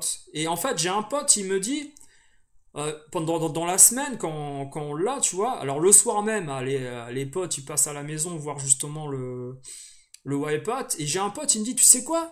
T'enlèves le CD, tu mets ta musique, et pendant le jeu, en fait, ça joue la musique, en fait. Ça joue la setlist programmée en fait dans le jeu. C'est-à-dire que tu mets un CD audio et tu peux jouer avec les musiques qui tournent. Et Wipeout il marche tout le temps en fait dans la console. Il est dans la mémoire cache. Le niveau est enregistré. Je fais ah putain c'est incroyable et tout. Donc ce qu'on faisait c'est qu'on jouait avec Wipeout et on mettait un CD audio. Alors bien sûr voilà on préférait quand même les musiques de Wipeout, c'était plus sympa. Après il y a, sur le CD de démo les grands souvenirs, c'est con hein, mais les grands souvenirs qu'on a sur le CD de démo, c'est surtout, vous savez, le T-Rex. Le T-Rex. La Raymanta, après on s'en foutait de ce truc-là, le poisson, là, rien à péter du poisson. Mais le T-Rex, c'est 1 an et demi après Jurassic Park, hein, la PlayStation 1. Hein. Donc c'est la première fois que tu sais, tu peux manier un dinosaure sur un grand écran, hein, tu vois. Alors, Kyo, toi, t'avais Pandemonium, t'avais ISS. Alors, l'arnaque qu'il y avait sur PlayStation 1, c'est que avant qu'il y ait le Winning Eleven, il y a eu ISS, vous savez, ISS Deluxe, la version Super Nintendo. Et après, ils ont sorti, vous savez, euh, le vrai ISS Pro qui est arrivé un peu plus tard. Mais d'abord, ils ont sorti ISS Deluxe. C'était moins cool, quoi. Ouais, Toshinden, c'était la révolution. Bah, nous en fait, on avait vu Toshinden, vous savez, chez MicroKids, qui tournait, en fait. L'émission de Jean-Michel Blotière, là, qui était rédacteur en chef de Tilt à l'époque, Tilt Magazine. Moi, il y a un truc que je dis souvent, c'est que Jean-Michel Blotière, il y a certains journalistes qui se sont retournés contre eux, dont AHL et d'autres à l'époque, en disant ouais, il connaissait rien au monde du jeu vidéo, c'était pas un passionné. Mais moi, je vous explique juste un truc, et ça, vous pouvez le vérifier. Sans Jean-Michel Blotière, il n'y a pas de AHL, il n'y a pas de Tilt Magazine, il n'y a pas de Console Plus et tous ces magazines-là. Donc Jean-Michel Blotière, c'est quelqu'un qui a fait énormément pour démocratiser le jeu vidéo dans les familles, à la télé et dans la presse. C'est énorme ce qu'il a fait. Je pense pas qu'à l'époque, en fait, il y ait eu quelqu'un qui aurait été capable de mettre autant d'argent, en fait, dans la production d'émissions télévisuelles et dans la presse spécialisée. Donc moi je veux bien qu'aujourd'hui voilà les vieux dinosaures voilà se rebellent un peu contre leur ancien boss en disant ouais c'était pas un passionné, c'était un économiste. Ah ouais mais sans lui tu n'existes pas en fait, tout simplement. Donc Jean-Michel Blotière, ben, merci à toi franchement parce que grâce à toi on a connu la Neo Geo, on a connu également des superbes jeux qu'on pouvait pas s'acheter dans les magazines. Moi à l'époque j'étais un peu plus âgé déjà que les gamins qu'il y avait dans MicroKids, mais grâce à lui, bah, on a vu plein de choses qu'on ne pouvait pas voir ailleurs, tout simplement, voilà. Ces MicroKids, c'était génial. C'était génial quand tu étais en 91, 92, tu te levais le matin, tu regardais ça. 90, c'était une émission d'intérêt public. Ce qui n'était pas le cas en fait pour certaines émissions qu'on a vues beaucoup plus tard hein, sur d'autres chaînes. Voilà. Alors Flay, ton premier jeu PS1, c'était Crash Bandicoot. Ah ouais, bien. Bien Crash Bandicoot. Alors je crois que c'est 96 Crash Bandicoot, c'est ça? C'est un peu plus tard, hein, je crois. Hein. Après, on connaît le succès de la compagnie qui a fait Crash Bandicoot, où justement ils sont encore là aujourd'hui. Et moi, je me souviens de Crash Bandicoot en fait comme un jeu qui avait une atmosphère très très 16 bits, très plateforme, ambiance Mario mélangée à des choses que tu n'avais pas vues ailleurs en fait. Et c'était la. Moi, je pense que Sony à l'époque, s'ils avaient cherché une mascotte, en plus de Lara Croft qui est arrivée à un moment donné, Crash Bandicoot, c'était une mascotte toute faite pour la console, que les gens en fait se sont appropriés à l'image de la PlayStation en fait. Avec l'image de la PlayStation. Quand tu voyais la PlayStation, tu pensais pas à Gran Turismo, tu pensais pas. Non, tu voyais Crash Bandicoot dans les familles en fait. Crash Bandicoot et puis Lara Croft, Tomb Raider. C'était les deux trucs en fait qui faisaient vendre la console à un moment donné. Hein. Et pourtant, ce sont des studios presque indépendants en fait de la PlayStation. Ouais, la Demo One, tellement mythique, Megarom, ouais, c'est ça. Hein. Alors, Matspo, pour ta part, Game Boy, Tetris 1990, Mega Drive, Sonic, Street of Rage 92, bah comme moi.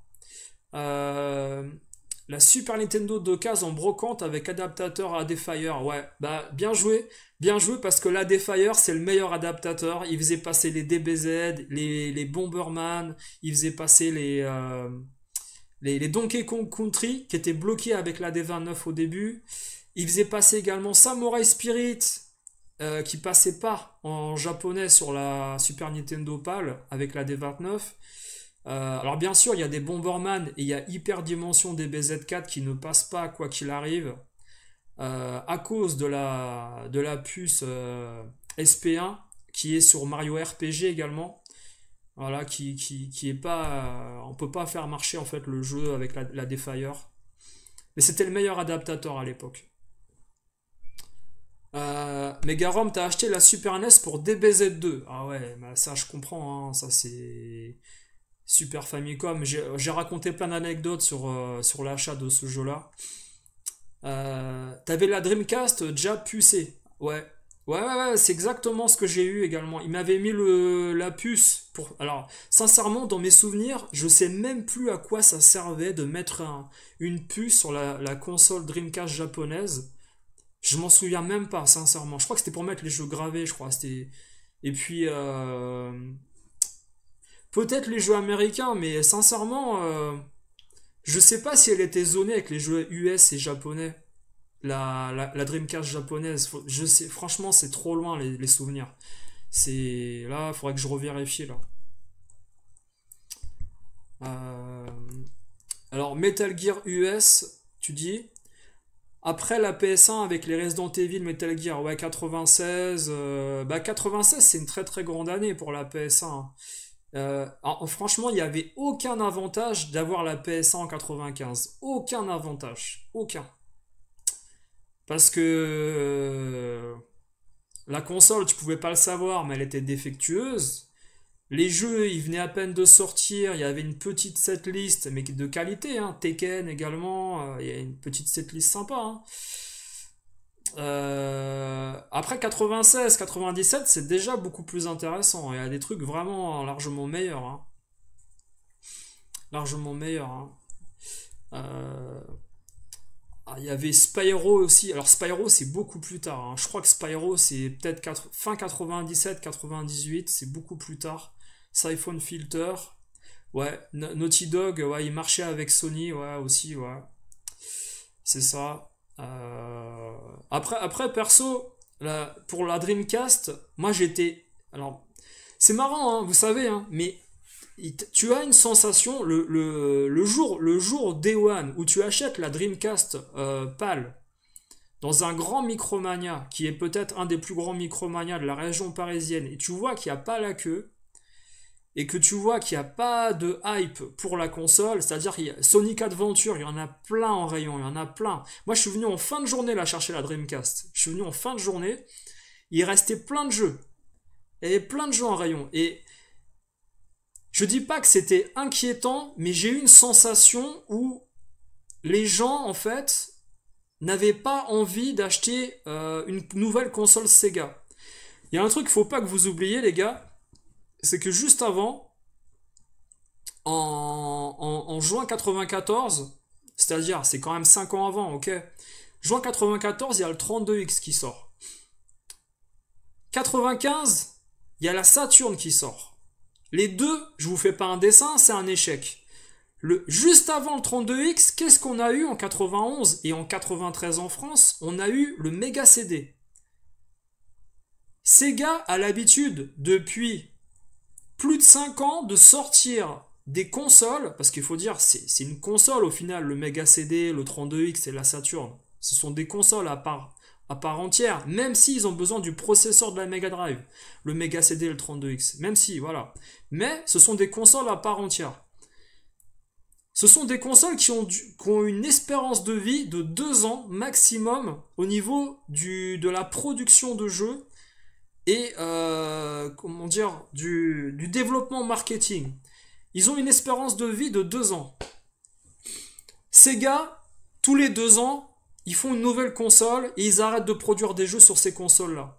C'est-à-dire que vous, dans vos souvenirs, Mega CD, il y a Night Trap, il y a même pas Afterburner, le remake, là, il y a même pas Virtua Racing, il y a même pas des, enfin, je sais même plus s'il y a Virtua Racing sur le Mega CD, c'est plus sur le 32X, mais si en fait on récapitule en fait les jeux sortis marquants sur ces consoles accessoires, il y a le Star Wars en effet sur le 32X qui est intéressant, mais attention, vous y rejouez aujourd'hui, même à l'époque, c'est des jeux extrêmement courts. Alors ça peut être impressionnant de jouer en effet à un jeu en 3D qui était en arcade à l'époque, où vous étiez dans un cockpit d'un vaisseau de l'équipe rebelle dans Star Wars et vous détruisiez les TIE Fighters et l'étoile noire, etc. C'est des jeux extrêmement courts en fait. Et après Virtua Fighter, Doom 32X, tout ça, enfin je veux dire, même sur Jaguar, il y avait des versions qui étaient assez intéressantes et la Jaguar elle a disparu. Il y a pas de jeu marquant, faut pas se mentir. Night Trap, on s'en souvient sur Mega CD pour le FMV et le côté nanar, c'est tout. Après, il y a des jeux intéressants comme Final Fight, etc. Mais tous les 2 ans, Sega, ils arrêtent les consoles. Tous les 2 ans. Et les gens qui connaissent le marché, et les gens qui connaissent en fait Sega à l'époque, en 99, et qui voient la Dreamcast arriver, ils se disent attention, si j'ai l'argent, je la prends. Voilà. Si j'ai pas l'argent et que j'ai besoin de cet argent pour acheter une PS2, parce qu'à l'époque, hein, les ados, ils réfléchissent comme ça. Ils réfléchissent avec les jeux gratuits gravés sur PS1. Ils n'ont pas besoin de la Dreamcast.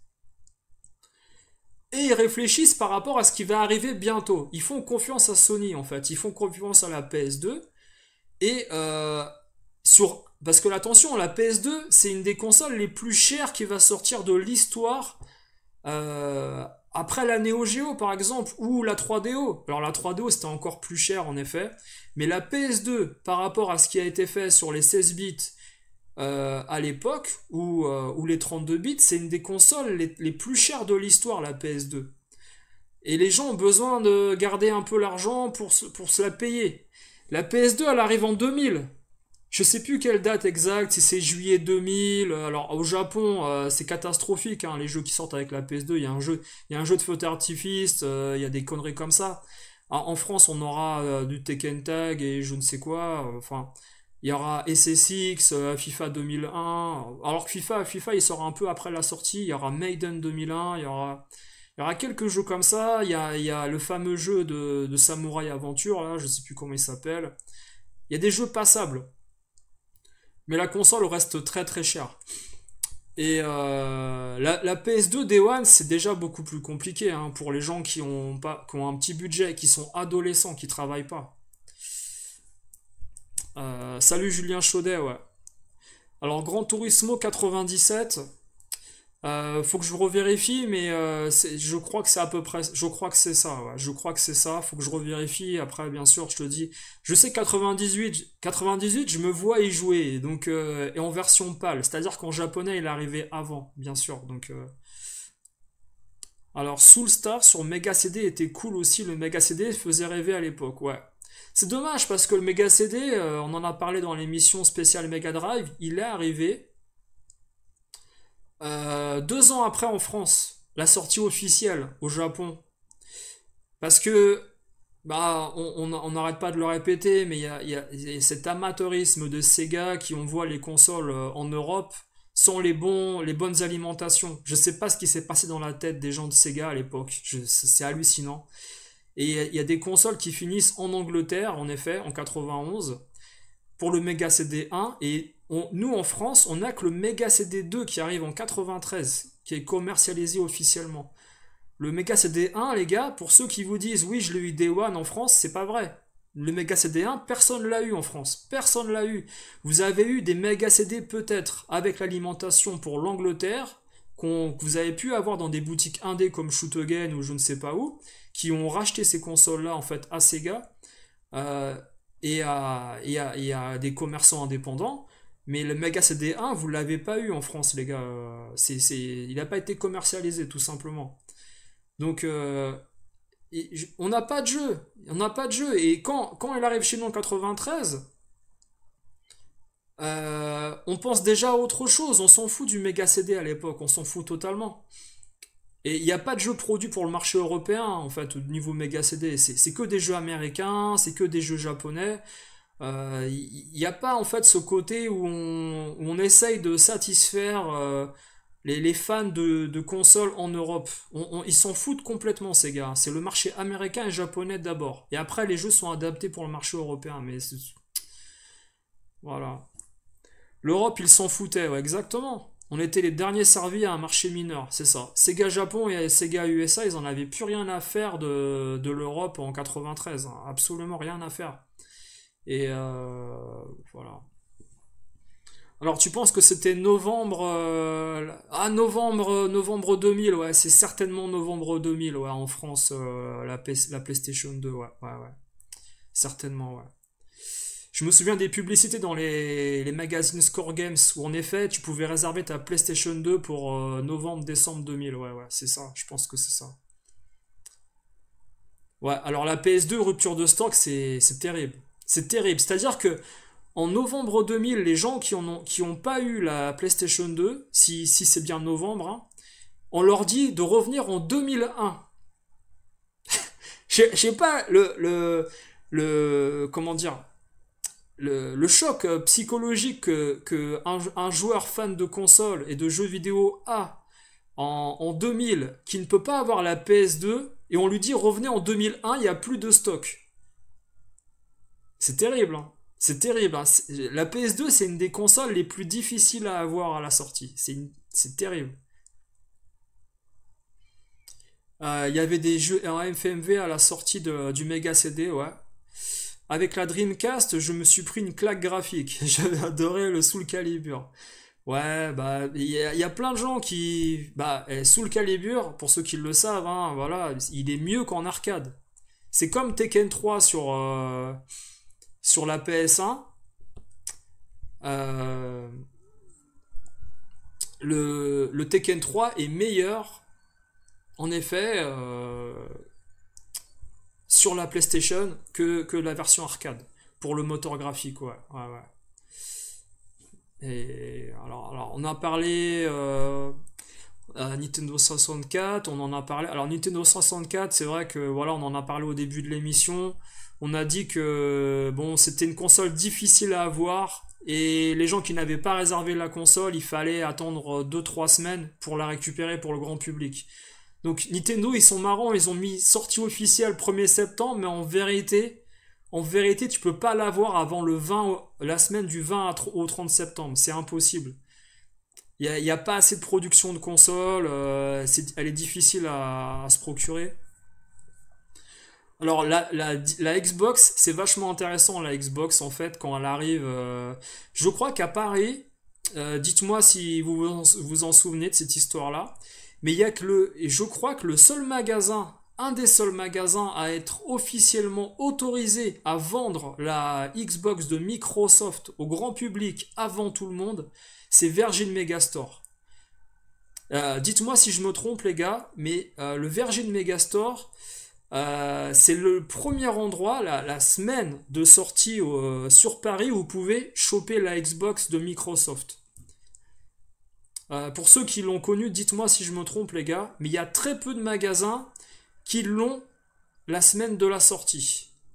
Et le drame qu'il y a en fait avec cette Xbox, c'est que les gens n'en veulent pas. Elle est trop chère. Alors je vais essayer de regarder, je vais essayer de refaire un tour Je vais essayer de refaire un tour les gars sur les prix. Je vais vous donner les prix de sortie, si on peut voir les chiffres. Alors attendez, est-ce que je peux faire ah ouais. Bah Matspo, si jamais tu veux venir discuter, Matspo, si t'es là, tu me dis, je peux te mettre dans la conversation si tu veux discuter. C'est vrai que je t'avais proposé de passer, ouais, tu me dis, avec Messenger, je peux te rajouter dans la conversation, tu me dis, hein, tu me laisses un message dans le chat. Euh, alors attends, ça c'est quoi? Mise à jour. Ah ouais. Ça me fait rire parce que tout à l'heure, j'ai allumé mon PC. Mon PC, il a fait une mise à jour de 20 minutes. C'est-à-dire que l'émission, je devais la commencer autour de 18h. J'ai commencé à 18h40. Tellement le PC, il était en train de... Mais bon, je trouve que c'est assez sympa de parler des sorties de consoles parce qu'on n'a pas du tout tous la même expérience au niveau des achats. Alors, il y a des gens qui sont... Moi, je pense qu'à partir du moment où tu as un pouvoir financier, à partir de 18 ans, où tu commences à travailler, là, en effet, tu peux te dire, bah, je vais acheter la console Day One, je vais... Vous voyez ce que je veux dire? Mais quand tu es dépendant des anniversaires, des parents, des oncles, de Noël, ben tu peux pas en fait choisir quand est-ce que tu vas avoir les choses. C'est à moins que tu sois un économiste et qu'à l'âge de 13 ans, t'aies gardé tout l'argent qu'on t'ait donné pour acheter des bonbons à la sortie du collège ou je ne sais quoi, et à la fin de l'année, tu as réussi à avoir peut-être 300 francs, et tu te dis, tiens, à la fin de l'année, je vais m'acheter une Game Boy avec le pack. Mais ça, je pense que... Il y a un moment donné, je me souviens, les parents, ils avaient compris qu'on leur demandait tellement d'argent par semaine pour acheter des magazines.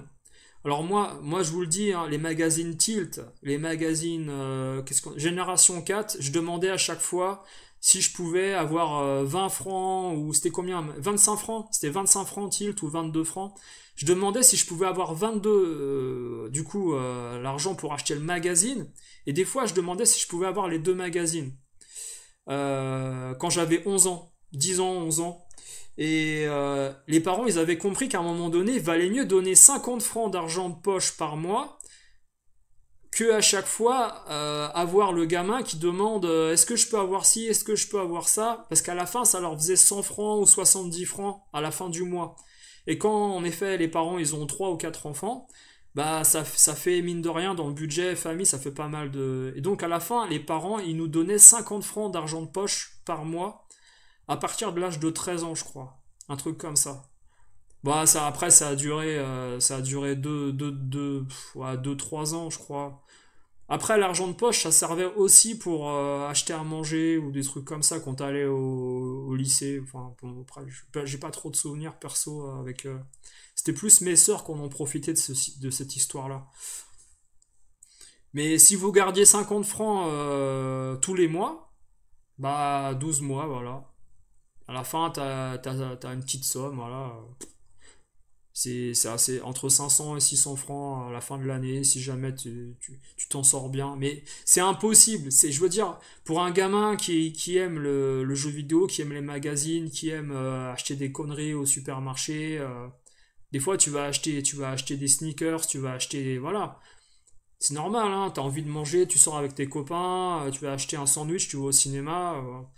Mais bon, ça part vite, hein. Donc économiser 50 francs, il y a que les rapaces, il y a que les radins qui vont économiser 50 francs tous les mois, qui vont bouffer, qui vont sucer leur stylo, qui vont pas sortir. Non, mais c'est pas possible. Ouais. C'est bon, Matspo, bah c'est cool comme ça, écoute, je t'appelle, alors allez, là.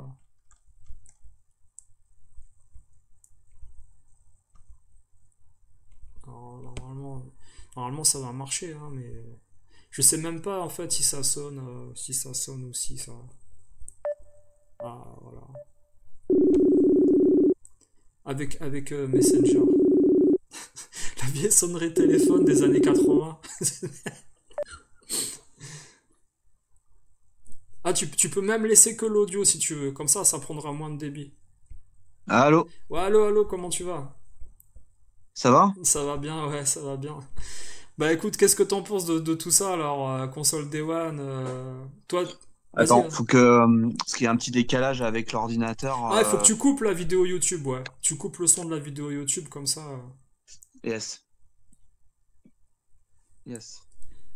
Ouais. Vas-y, je t'écoute. Non, je te demandais alors donc, toi, les consoles Day One que t'as pu avoir ou plus tard, c'était lesquelles alors? Bah en fait, proche de la sortie, c'est la Game Boy en fait, hein. C'est la Ouais, seule console que j'ai eue proche de la sortie parce que toutes les autres, comme je l'ai écrit, c'est la Mega Drive quelques années plus tard. ouais, La Super Nintendo, c'est particulièrement tard et la Neo Geo encore plus tard. ouais, Et je parle pas de la PS2 parce que bon, la PS2, je l'ai pris switché pour Kutonoken. ouais. Mais voilà, c'est beaucoup plus tard. Et puis les jeux PS1 compatibles PS2, c'est pareil. J'ai acheté ça pareil sur le tard, quoi. Mais moi, je suis pas un exemple. Je suis Hmm. sûr que là, parmi les gens là qui regardent ta vidéo, Ouais. il y a plus de personnes qui ont des consoles beaucoup plus tôt, quoi. C'est. Ah, c'est certainement. Je sais que Julien Chaudet, lui, il est très. Il est pas mal, Julien Chaudet, là, parce que. Après, Vas-y. non, je disais oui, après la Game Boy et la Mega Drive, de toute façon, c'est mes parents qui me l'ont acheté, j'étais Hmm. petit, moi. Ouais, Le reste, voilà, 97 et 2000, là, pour la Super et la Neo Geo, là, c'est quand j'ai commencé à avoir de l'argent de mon côté, quoi. ouais. Mais sinon, avant, j'étais trop petit pour m'acheter une console. Ouais, c'est ça. On était vachement dépendant de l'argent qu'on pouvait avoir. Et le sentiment, c'est est-ce que en fait, t'étais envieux des gens qui avaient par exemple ces consoles avant ou tu vois ce que je veux dire ou tu les enviais pas, tu pouvais jouer chez eux, ils t'invitaient, tout ça. Alors, bonne question. Alors, avant, les gens en parlaient, Ouais, surtout pour la NES. ouais, La NES et la Master System. ouais, Après, c'est des gens chez qui je n'allais pas forcément, mais on en parlait beaucoup dans la cour d'école. ouais. Par contre, en physique, dans la cour d'école, c'était Game Watch et Tiger. Mhm. Après, pour ce qui était de la Mega Drive, alors il y a une personne qui avait la Mega Drive avant les autres, mais c'était un fils de riche, quoi. Ah, Mais voilà, j'étais jamais allé chez le mec, quoi. Mais je savais qu'il l'avait. ouais, Et après, bon, bah, de toute façon, après, plus tard, je l'ai eu. Et pour la Super Nintendo, de toute façon, ouais, je connaissais pas beaucoup de gens qui l'avaient Day One, hein, voire pas du tout. Mais par contre, dès que les gens l'avaient, tu sais, tout de suite, ça tournait. Là, j'allais chez les potes et tout ça. mhm, Moi, je prêtais ma console Mega Drive, eux, ils me prêtaient leur console Super Nintendo. mhm. Et comme il y avait trois potes dans mon quartier, je pouvais avoir trois Super Nintendo d'affilée, quoi. C'était Ouais, pratique pour y jouer sans l'avoir acheté à ce moment-là, quoi. ouais, bah c'est ça. Moi, c'est ça qui est bien aussi, c'est que j'avais pas mal de potes qui avaient la NES. Et nous, on était les seuls à avoir la Master System, donc ils avaient pas mal de jeux. Et si tu veux, tu dépendais pas que d'une personne pour acheter les jeux et y jouer. Ils se prêtaient tous les jeux sur la NES au tout début, tu vois. Et la Mega Drive, c'est pareil. J'avais deux trois potes bah, un des pères était président du club de foot d'une des villes. L'autre, son père était PDG d'une boîte de publicité, je ne sais quoi. Tu t'aurais vu, moi je me souviens tu te souviens des chambres de tes copains qui étaient assez riches, on va dire, au niveau de la famille. J'avais un copain, quand j'avais 13 ans, 13 ans, le gars il avait un grenier en fait à lui, sous les combles de la maison, avec les tables de jeu de Warhammer, là, avec les soldats de plomb, ils faisaient la guerre Ouais, avec Donjons et Dragons, là.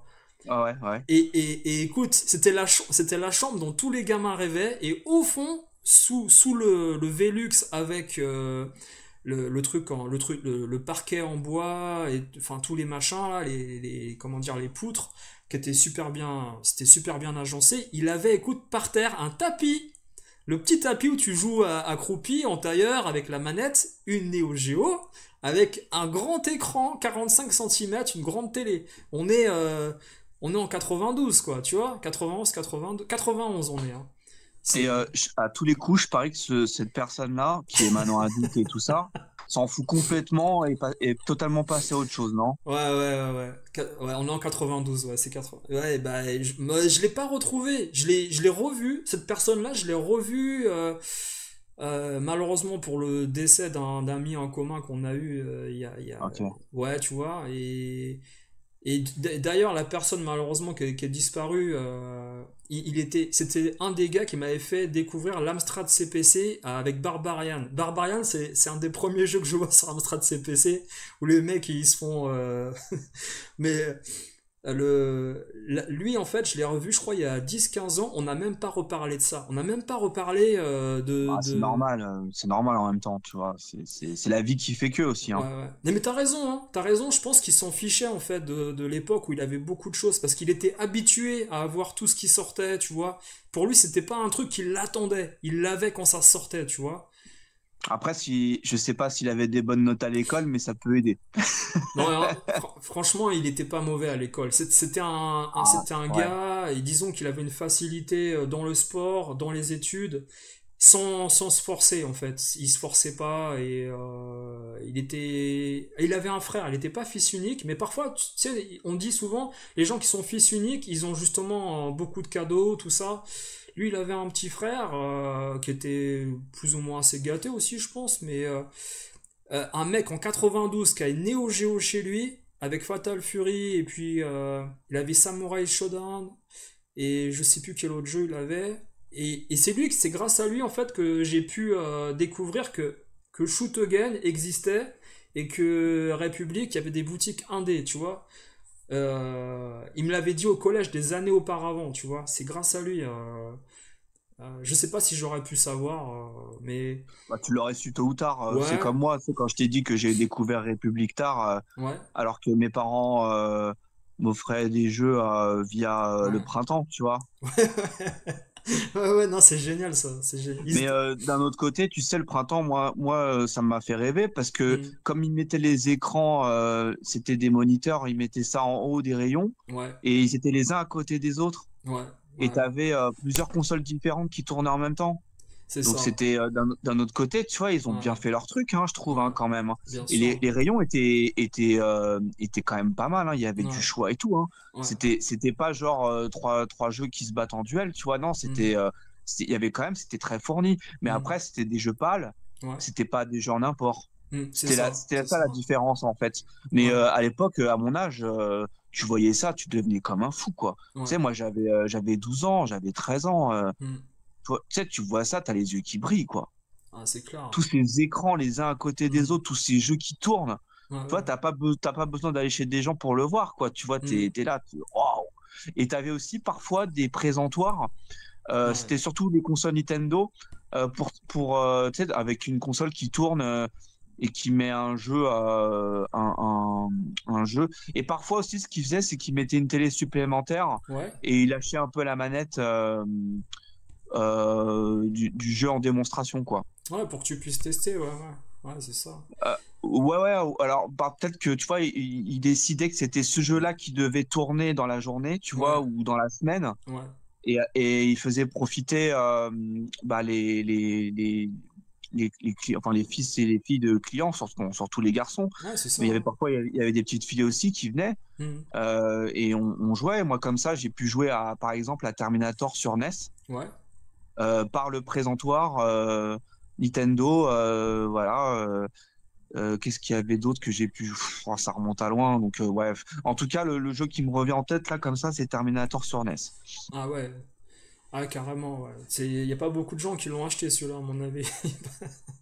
Ouais, bah C'est- moi c'est marrant, je l'ai regardé sur YouTube. Bon, il était mieux dans mes souvenirs, hein, mais j'étais petit, Ouais, bah ouais.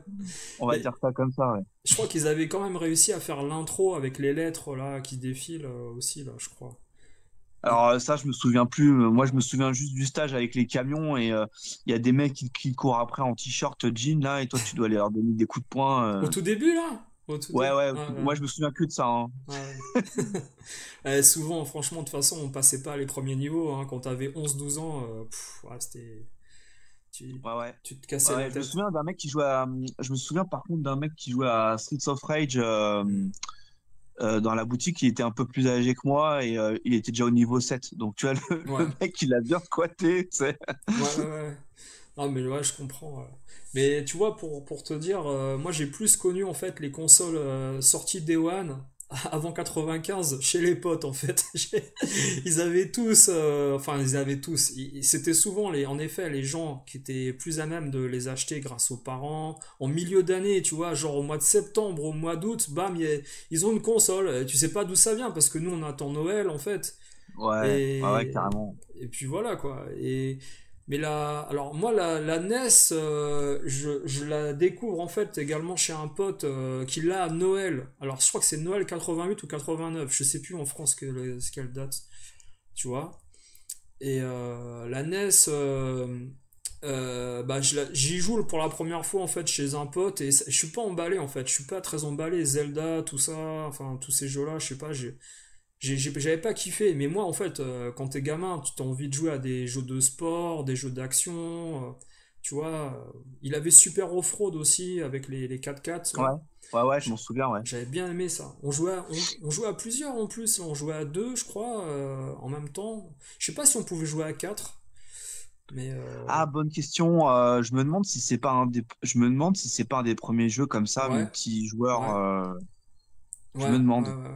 Ouais, ouais, c'est sur la NES, ouais. Sur la NES en Europe, c'est peut-être un des premiers multijoueurs. Et je crois qu'il y avait Double Dribble aussi, le jeu de basket. Enfin, c'est souvent le sport, après tu me diras. D'ailleurs, Super Off-Road, il a été décliné sur toutes les consoles, je crois, non? Je crois qu'il a été sur Ouais, Mega Drive, sur Super et tout ça, ouais. non? Je crois, non? Ils y sont, ouais. En Mega Drive en US, Super NES, il est en pâle, il est. Ouais, Ouais, ouais, enfin, en tout cas, ouais, je me ouais. souviens qu'il avait fait un carton. Je crois qu'il y avait même la pub à la télé C'est bien de ce, possible, ouais. de ce jeu. Ouais, Ça, parce que il avait fait vraiment un hmm, buzz, celui-là. ouais. Allez, il était top. Moi, j'avais bien aimé ça, ouais. Et tu vois, après, sincèrement, les consoles portables, moi, franchement, je les voyais dans les supermarchés. Je savais même pas quand est-ce que ça sortait, pourquoi c'était là. Je m'y intéressais même pas dans les magazines. Je vois une Game Gear dans un rayon, je fais ok, ouais, elle est là. Bon, après, tu vois le prix, t'es vite calmé. Quand t'es enfant, tu te dis, je pourrais jamais l'acheter de toute façon. Tu vois le prix, je sais plus combien Ouais, c'était. ouais, ouais, bah, tu parles de quelle console, là? La Game Gear, Master System portable, quoi. En fait. Ah, la Game Gear, je pense que déjà elle devait coûter plus cher que la Game Boy à coup sûr parce Ouais. qu'elle est couleur et puis bah voilà quoi ça. Je pense que tu avais déjà plus de jeux, non? Parce que je crois qu'elle est pas sortie avant la Game Gear Ah, que par rapport à la Game Boy, je me souviens plus. alors en tout cas, la Game Gear, il y a beaucoup plus de jeux ouais, à la sortie, ouais, ça c'est sûr. Ouais, que sur Ouais. la Game Boy, il y a Tetris, il y a 3-4 jeux. Hein, je crois qu'il y a, tu sais, le shoot 'em up là. Je sais pas si c'est Solar machin ou si c'est un autre shoot 'em up, je sais plus comment il s'appelle. Ah ouais, Solar quelque chose, ouais, effectivement, ouais. Ouais, Alors et- tu vas rigoler, mais en fait mon père il m'empruntait la Game Boy à l'époque ouais. pour jouer à Tetris. Ah ouais. Et le truc, c'est que à un moment donné, moi, je me suis décidé à lui offrir une Game Boy. C'était une Game Boy Color, mais je crois qu'elle était compatible avec les. Enfin, c'était une Game Boy. Non, tu sais, c'était des Game Boy plus petites Ouais. que la Game Boy classique, Mhm. mais elles étaient de couleur. Tu sais, il y avait des rouges, des Ouais, bleus, mais la des Game jaunes, Boy des verts. Color, tout simplement. Ouais, Hein. voilà, c'est celle-là. Ouais, ouais, Ouais. je savais plus trop. C'est parce que c'est par un pote que je l'ai eu, cette Game Boy, je l'ai pas acheté en magasin. Ouais, Donc je lui ai filé, enfin je lui ai acheté Chess Master, c'est un jeu d'accord, d'échecs. d'accord. Et comme il aimait bien Tetris, je me suis dit tiens, parce que bon lui il jouera pas aux jeux de plateforme, d'action, c'est pas son truc lui. Ouais, Lui tu vois c'est plus des trucs, on va dire que des adultes plus âgés, tu sais, peuvent faire, tu sais, ils ont pas besoin d'avoir des réflexes de fou quoi, tu vois. d'accord, d'accord. Bon, à part Tetris en mode dur, tu me diras. Ouais, Hmm. si, c'est vrai. Mais en tout cas, voilà, je lui ai offert ça. Et du coup, pourquoi je te parle de lui? C'est parce que un jour, je sais pas comment, il a réussi à avoir en loose le Solar quelque chose là, tu vois, le shoot 'em D'accord. up là. Ouais, ouais, ouais. Et finalement, il décide de me rendre plus tard la console parce qu'il jouait plus, tu vois, ça lui disait plus grand-chose. Ouais, Et le jeu, en fait, je l'ai donné à un pote. ouais. Celui que tu as vu à la Ah, à soirée la soirée. Mega Drive. D'accord, ouais. Et du coup, lui, il connaissait ce jeu-là. Moi, je le Hmm. connaissais pas, tu vois. Et lui, il connaissait ce jeu-là. Ah, machin, je l'avais quand j'étais plus petit et tout. Donc, du coup, sans le savoir, Ouais, je l'ai fait retourner en nostalgie via mon père, quoi. ouais, Qui a direct, ouais. trouvé un jeu à l'arrache, tu vois, comme ça, quoi. Ouais, ouais, ouais. Non, mais je vois bien, ouais. Après, c'est sûr que. Je pense pas sincèrement, tu vois, regarde, elle sort en avril 91, la Game Gear, là, et moi j'ai jamais eu de hype envers cette console, c'était une curiosité, et je me suis dit, tiens, on va regarder comment ça se passe au niveau de l'écran, tout ça, bon. Et puis le problème, c'est que l'écran, vraiment, ça, moi je préférais la Game Boy. J'avais eu la Game Boy, et je crois que la Game Boy, je l'ai encore à cette époque-là. Et ça me donne pas envie en fait d'économiser pour acheter une Master System portable en fait parce que nous on avait déjà une Master System de salon et je me suis dit bon en plus il y avait que moi en fait à l'époque mes sœurs elles avaient déjà commencé à arrêter de jouer pratiquement aux jeux vidéo tu vois. Ouais. Mes sœurs elles avaient acheté des jeux sur Master System mais après elles ont arrêté. On avait joué à Castle of Illusion sur Mega Drive également chez une voisine qui avait la Mega Drive en import grâce à son père qui voyageait, qui Ah lui ouais. avait ramené d'Asie, tu vois. Enfin, elle était déjà, elle était vietnamienne déjà, donc ça, tu veux, si tu veux, ils avaient de la famille là-bas, tu Ok, vois. ok. Et Ouais, ouais. pour te dire après, Mais il me semble que par contre, excuse-moi, ouais, mais il me semble qu'en Asie, à part le Japon, c'est ouais. du 50 Hz, hein. Alors, pas. Je crois que... Ouais, ouais, c'est ça, voilà. C'est pas Ouais, c'est l'Asia, ça, c'est hein. du 50 Hz, ouais, ouais, Ouais, ouais. ouais, ok. Mm. Parce que, tu vois, je pourrais pas revérifier, c'est impossible, mais à l'époque, je me souviens elle l'avait, en fait, branché sur la télé du salon, dans sa maison, et on allait jouer, et il n'y avait pas d'adaptateur ou quoi que ce soit, c'était un truc pas l'Asia 50 Hz, et je me souviens pas avoir vu un truc spécial pour la télé. Et à l'époque, on n'avait pas forcément de télé 60 Hz, hein. Elle avait une télé 50 Hz comme tout le monde. Enfin, j'ai pas le Ouais, bien sûr. souvenir. Tu vois? Après, peut-être je peux me tromper, mais on avait quel âge? C'est hyper vieux, quoi, tu vois. Mais, Bah, je crois que le ouais. jeu Castle of Illusion, il est sorti Il venait juste en de quoi? sortir, pratiquement, ouais. C'était quoi, 91, ça, je crois. Je vais te dire, si tu veux, je peux te dire la date exacte. C'est Mais, sorti avant Quackshot, en tout cas, ça c'est sûr. ouais. Parce que c'est la même équipe qui a fait Quackshot. Et il me semble que c'était avant Quackshot Castle of Illusion. Je crois que c'est le mois de décembre, en tout cas. Et ça peut être, tu sais, ça peut être le mois de décembre, juste avant 91. Alors attends, peut-être, je peux vérifier, hein, mais en plus, c'est des trucs que j'ai déjà vérifiés dans le passé, tu vois. Et en fait, on sait pas qu'on s'en souvient pas, mais tu vois, regarde, c'est Ouais. décembre 90, voilà, c'est ce que je pensais, voilà. Alors, Ah bah tu je- vois, j'ai ouais, été presque à un ouais, mois près, ouais, c'est ça. mais je Ouais. pensais pas que c'était aussi vieux, tu vois. Ouais. Décembre 90, parce que en fait, si tu veux, au Japon, hein, après, hein. Enfin, et si tu veux, on est en 91 quand j'y joue en fait chez elle, donc c'est ça en fait. Mhm. C'est ça. Mais après, pour te dire, des gens qui avaient forcément la Mega Drive chez eux, à l'époque, dans mes copains ou les copines de ma sœur, il n'y avait personne. On les comptait sur les doigts de la main, hein, franchement. Bah oui. Mais je crois que déjà la Mega Drive, quand elle est sortie, il me semble qu'elle coûtait 1490 francs, si je me trompe pas, Ouais, c'est à sa ça. sortie. Et 1490, qui était d'ailleurs après le prix de la Super Nintendo ouais. avec Mario, je crois. C'était ce prix-là, je crois, il me semble. Alors, même, tu vois, au tout début, c'est-à-dire au tout début, je crois que c'est même 1790 francs ou 690 francs la Mega Drive dans certains magasins. C'est-à-dire, genre les jouets club, tu vois, les gros trucs, pas les Ouais, supermarchés, mais tu eux, vois. mais eux, ils se faisaient une marge. Ouais, jouer club, ils se faisaient une marge de ouf. Ouais, ouais, ouais. Ah ouais. Ouais. Les Toys R Us, les trucs comme ça. Mais moi, j'ai toujours été impressionné, tu vois, par le Castle of Illusion qui sort bah, très peu de temps après la sortie de la console. Et quand tu le vois, en fait, c'est un des jeux les plus aboutis, même de toute l'histoire de la console, quoi. C'est dingue. C'est dingue. Après, bien sûr, techniquement, il y en a qui sont plus impressionnants, hein, mais la- Ouais, mais ça veut rien dire techniquement. En fait, il faut qu'il y ait...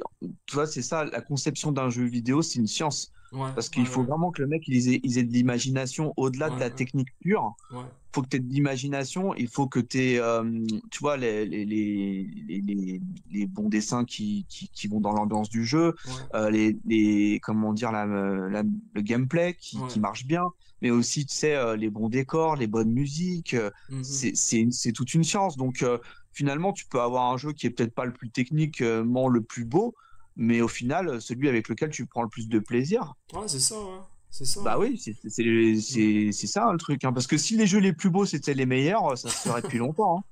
Tu mets une image fixe. Pourquoi Myst, en fait, ça intéressait personne. Myst, pourtant, c'était un Non, des mais plus beaux. je pense que là, tous les gens qui t'écoutent, là, je Ouais, pense qu'ils le sauraient déjà, hein. Ils achèteraient ouais. direct les jeux les plus beaux. Ah ouais, les plus beaux, c'est les plus chers. Bah non. Mm. Bah non, en fait. Et il y a Non, plein pas de gens. forcément. Il y a plein de gens, ils se sont fait avoir par les FMV.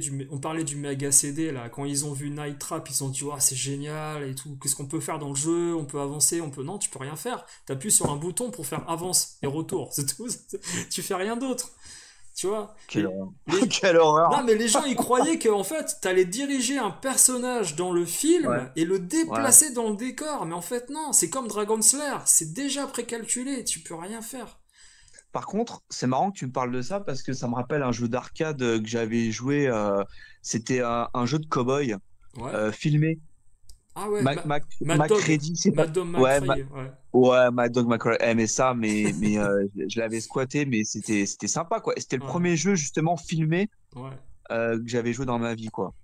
Ah ouais. Et j'ai essayé de le choper sur 3DO, hein.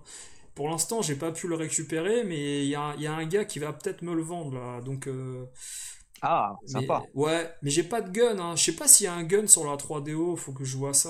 Et de toute façon, tu me diras pour jouer à un jeu. Donc, sur la Saturn, j'ai récupéré un gun sur la Saturn, c'est utile. Virtua Cop, House of Ah ouais, Dead, c'est bien ça. c'est bien, tu vois.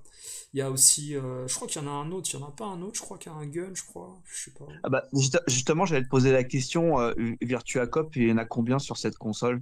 Il y en a deux, le un et le 2. D'accord. Ouais, Toi, t'as les deux, toi, t'as pas les ouais. deux jeux? Si, j'ai les deux sur la Saturn, Ah, c'est bien. Ah, c'est en cool. jeu, ouais. J'ai les deux, Ah, et ils ont refait le 2 sur la Dreamcast aussi au Japon, avec une image arcade perfect, on va dire, quoi. ouais, ah, carrément, ouais. Mais moi j'ai pas de gun sur.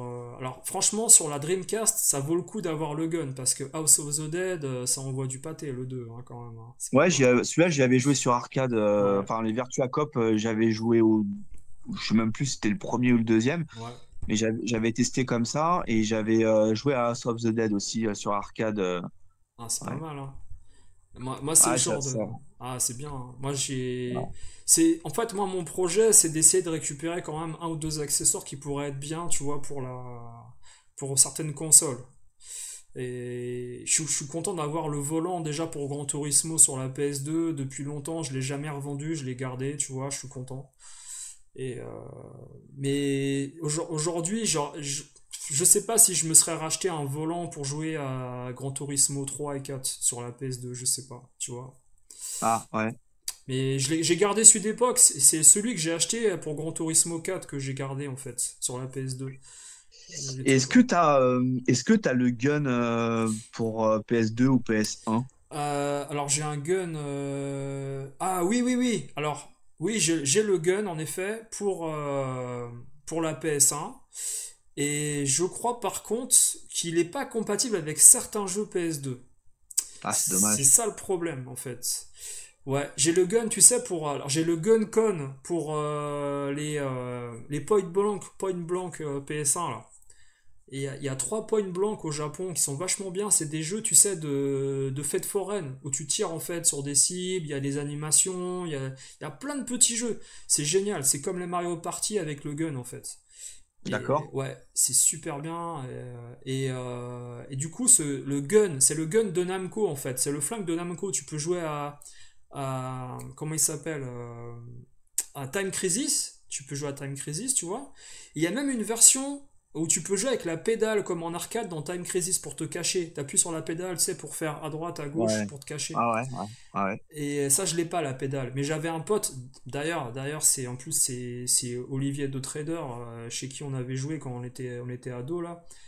Chez lui, là, il avait la pédale. Il avait la pédale avec le flingue de Time Crisis. On l'avait essayé.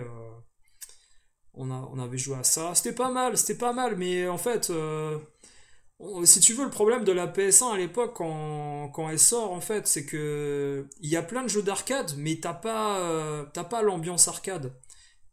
Si tu veux, à l'époque, il y a personne qui se fait une borne avec un Raspberry, et puis, tu vois, t'as la télé 36 cm, t'as la console par terre, t'es assis, t'appuies sur la pédale et t'as le gun, en fait.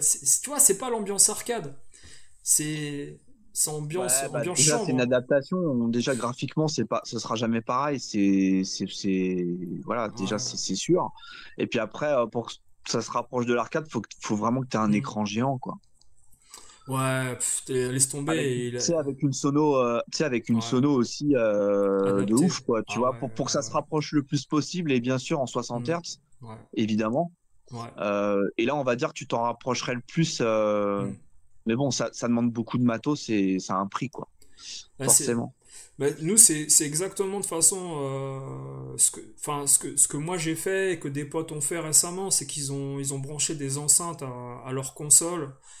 Nous, on le faisait déjà quand la PS1 elle est sortie, tu sais, avec les prises composites derrière sur la première PlayStation, les prises rouges et blanches pour brancher en auxiliaire, on les mettait sur notre chaîne IFI. On avait tous des chaînes IFI Aiwa, Sony, double cassette, Mhm.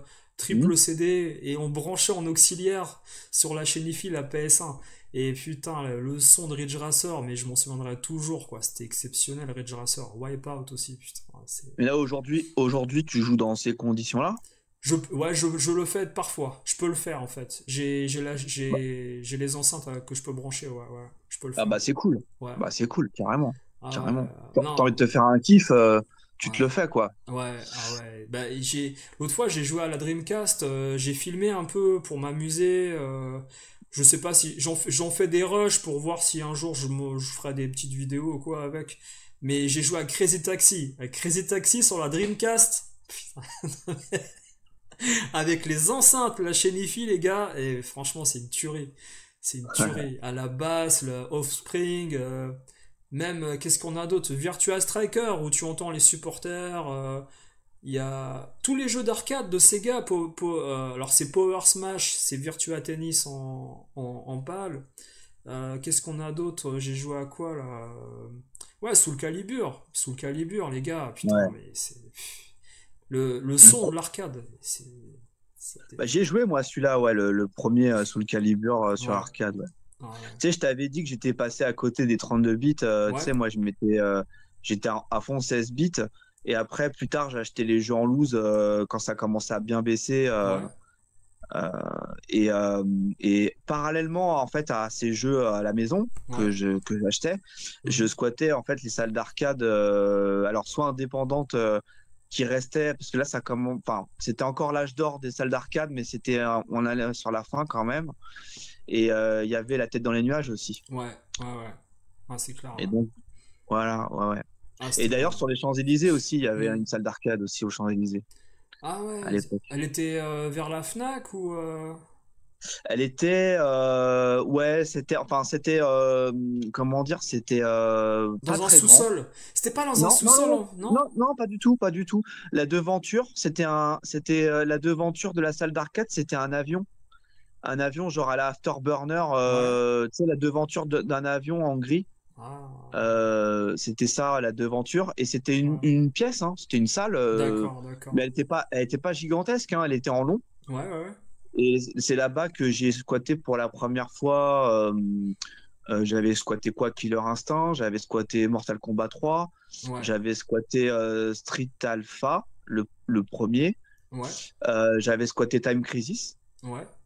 Voilà, Bah, c'était les c'est jeux que pas j'avais mal. joués là-bas. C'est pas mal Ouais, déjà. ouais, ouais. Ouais, Franchement, ouais, c'était sympa. Ouais, ouais. il y a des sacrés jeux. Moi, je me souviens du sous-sol qu'il y avait en face de la Fnac. Quand tu allais en face, il y avait des bornes qui étaient là. Mais je sais pas en fait ce que c'était. C'est bizarre. J'ai un souvenir en fait en face de l'escalator de la Fnac. Quand tu allais sous l'escalator, dans l'autre côté, il y avait. Mais elles marchaient pas les bornes. Elles étaient éteintes. Je sais pas si c'était un Ah, truc de. Ouais, un truc de stockage ou de démo. Je sais. Franchement, c'est trop vieux. J'arrive pas à. par contre, tu vas rire, mais c'était vers 2016. Donc là, je te parle de quand même quelque chose Ouais, de relativement récent. ouais, Ils mettaient des bornes dans des grands magasins à Paris. ouais, C'était des bornes multijeux, tu vois, mais quand ouais. même, par exemple, au Citadium à Saint-Lazare, à un moment, je squattais une borne d'arcade, quoi. Hmm. C'était ouf, quoi. Je bossais à côté et j'allais là-bas. C'est pratique ça, hein. Ouais. Franchement. Et un autre truc aussi, c'est en fait, quand tu vas à la Défense, ils Ouais, font un village de Noël. ouais, Et en fait, ils font carrément un endroit avec plusieurs bornes d'arcade, en fait. ouais. Ouais, ouais, ouais, Et ça. c'est dans le village de Noël, à La Défense, quoi. Truc de Ouais, ouf. ça, on m'en a parlé. On m'en a parlé de ce truc-là, ouais, Ouais, ouais. je l'ai fait ouais, vers 2015, 2014, 2015. Je peux dire que je m'en donnais à cœur joie. Je fonçais toutes les pauses midi, je bouffais à la cantine de l'entreprise et Ouais, je fonçais pour me faire une partie de coff et avec un autre pote, on se faisait du street et tout sur borne. On était ah, super contents, quoi. bah, tu m'étonnes, c'est normal, hein. De toute façon, ça c'est. Je veux dire, quand t'es à midi en train de. Tu veux te relaxer et tout, tu cherches un coin assez cool, quoi, tu vois. Ouais, C'est ouais, ouais. toujours pareil, hein. Mais bon, Ouais. après, tu vois, moi j'ai. Moi, ce qui me donnait envie d'acheter une console Day One, c'était la nouveauté. C'était même pas qu'il y a un jeu qui m'attirait ou quoi, c'était le fait d'avoir un produit qui venait de sortir et d'être dans la vague, en fait, quand j'étais ado. C'est-à-dire, ce qui était déjà passé, ça faisait partie de l'histoire, il fallait évoluer, et donc il fallait acquérir Tu un fais à la nouveau. japonaise, toi. Toi, t'es à la Ouais, japonaise. C'est ça. Les on, japonais, c'est le passé. Maintenant, hop, on on passe passe. à autre chose, quoi. Ouais, je réfléchissais d'un point de vue capitaliste à 200% malheureusement. Et après, attention, hein, quand il y a eu la Bah oui et PS1, non. Oui et non. Oui et oui, non, parce que t'as pas. Bah, je veux dire, oui, enfin, dans ce que tu dis. ouais, Et puis, il n'y a rien à regretter dans le sens. Le non, c'est que t'as rien à regretter parce que t'as vécu des expériences. c'est ça, voilà. Et de toute façon, tu les aurais pas vécues, t'aurais été hyper frustré. Donc, au contraire, tu t'as vécu des choses. Intéressant, toi. Bien sûr, bien sûr. Ouais. Moi, c'est tout le contraire de toi, tu vois, j'en avais un peu rien à faire parce que voilà, c'est une question de goût. Après, Hmm. parallèlement à ça, je voyais quand même des jeux tourner sur les bornes d'arcade, les Daytona USA, tout ça, Ouais, tu vois, les Virtua Cop, les Virtua Striker, Virtua Tennis, ouais. voilà, je mettais une pièce de temps en temps, tu vois, bien sûr, et Tekken et tout.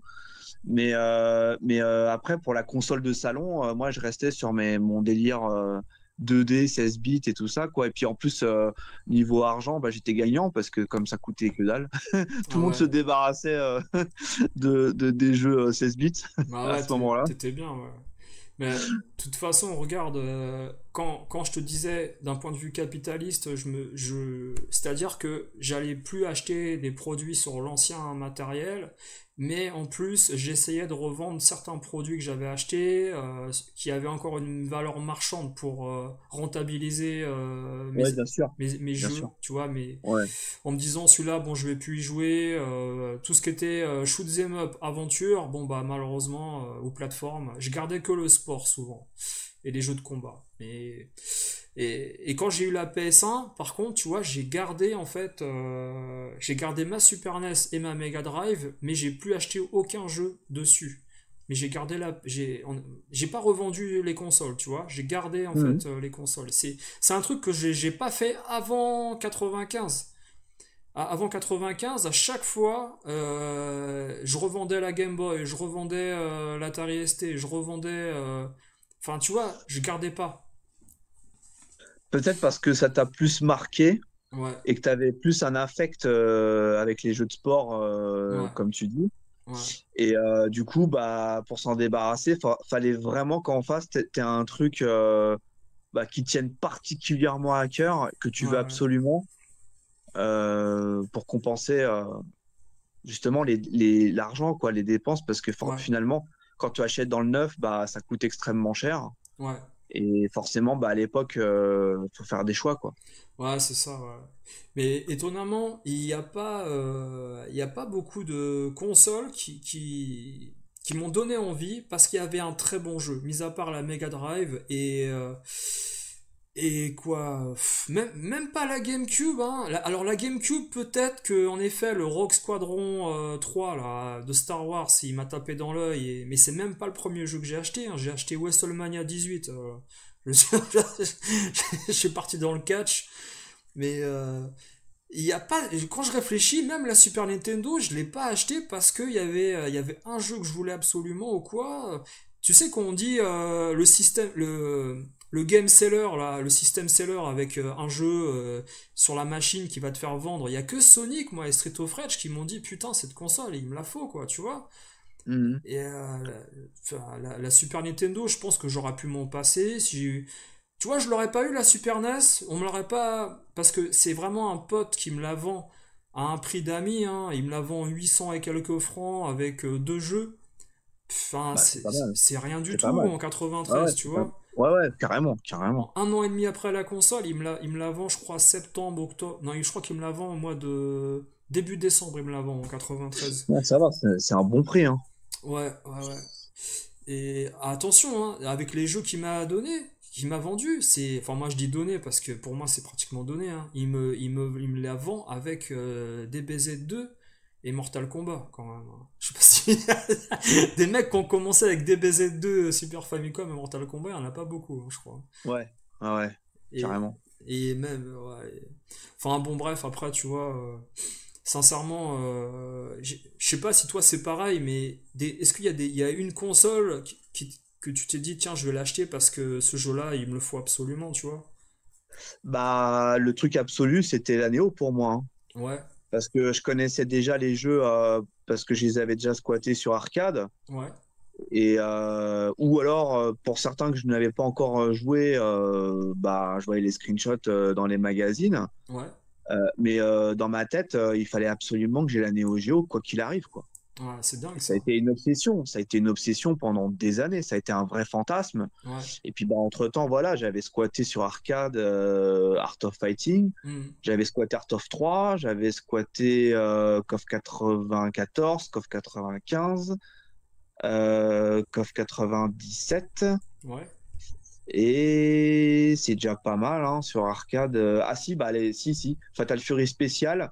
Alors ouais, Fatal Fury Spécial, en fait, j'y avais joué sur arcade et j'y avais joué dans un salon du jeu vidéo à Porte de Versailles. ouais, Je crois que c'était en 95, si je m'abuse, parce que j'avais joué aussi à la Saturn avec Virtua Fighter. ouais.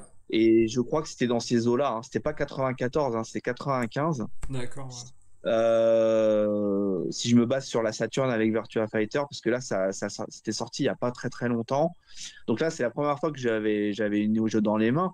Et puis bon, bah voilà, c'est le seul cas, si tu veux, où effectivement, il me fallait absolument la console. Et la Super Nintendo en brocante, ça a été une opportunité.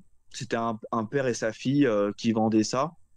ouais. Ouais. Et on sentait que, tu vois, voilà, ils s'en foutaient de la console et tout. Et ils m'ont fait un prix sympa en plus.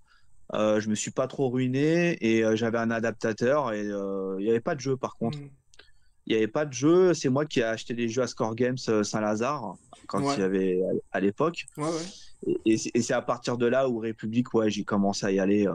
Ah ouais. vraiment en force, quoi. Ah ouais. Bah tu vois, il y a Seth Sama dans le chat, salut à toi, il dit que quand il a vu Street Fighter 2 sur Super NES, il a revendu la Mega Drive direct. Donc, bon, ça arrive pas. Bah moi, bah moi c'est tout le contraire. Je l'avais il y a pas longtemps et j'étais dégoûté parce que Street 2, je l'ai connu sur arcade. Attends, faut le rappeler, c'est pas toi qui as mis 2 perfect à quelqu'un récemment là?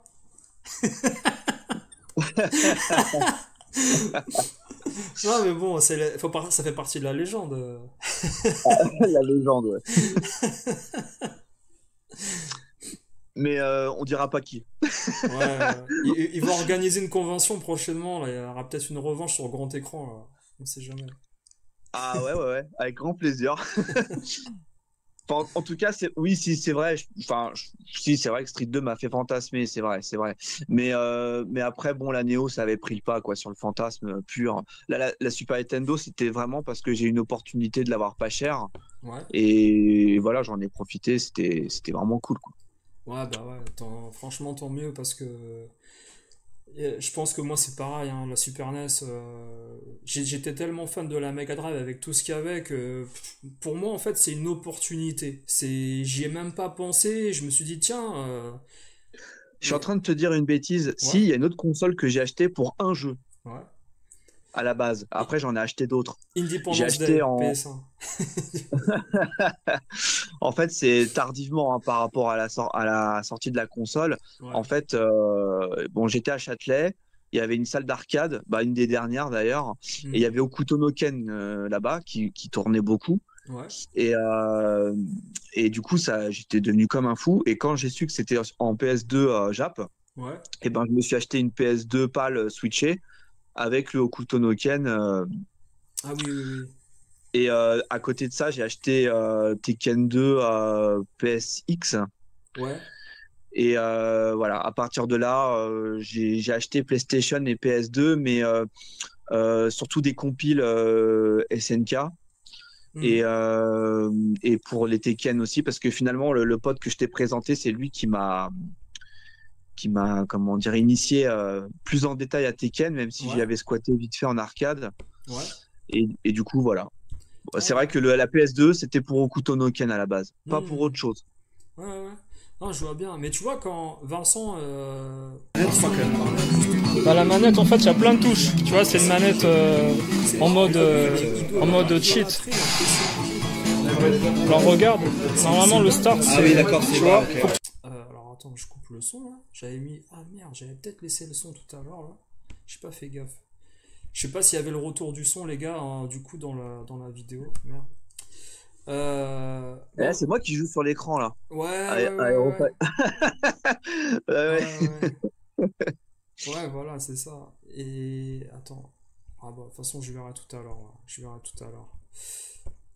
Alors attends, source média, ça c'est le un, ça c'est le 2. Non, c'est bon. J'avais peur en fait d'avoir laissé le son pendant l'émission fort. Je sais pas. De toute façon, ils m'auraient dit les gens si on n'entendait pas. Ouais, ouais. j'avais filmé en fait cette partie-là en fait, tu sais, au magasin, quand justement avant que la soirée Mega Drive commence.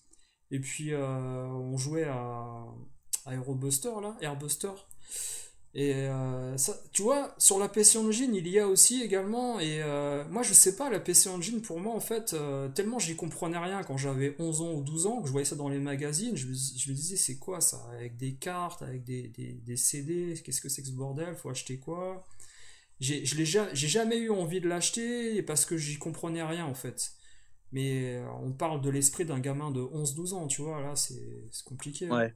Ouais. Si j'avais été plus vieux, peut-être que je l'aurais comparé du coup avec la Mega Drive ou d'autres consoles, tu vois. Mais en fait, pour moi, j'avais l'impression que c'était une console qu'il fallait brancher à une borne d'arcade ou je sais pas quoi dans ma tête, en fait. C'était un peu ça.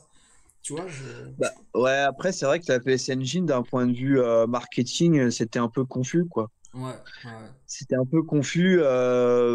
Moi, j'étais assez jeune, hein, je voyais ça sur les magazines d'époque. ouais, Je trouvais ça plus beau que sur les consoles qu'on avait l'habitude de voir en screenshot.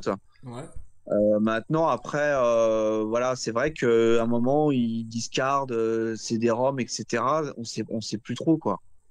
Ouais, c'était Et puis compliqué. ça coûtait une blinde. Quand tu voyais les prix, le prix de la PC Engine, c'était une des consoles les plus chères, je crois, hein. Ouais.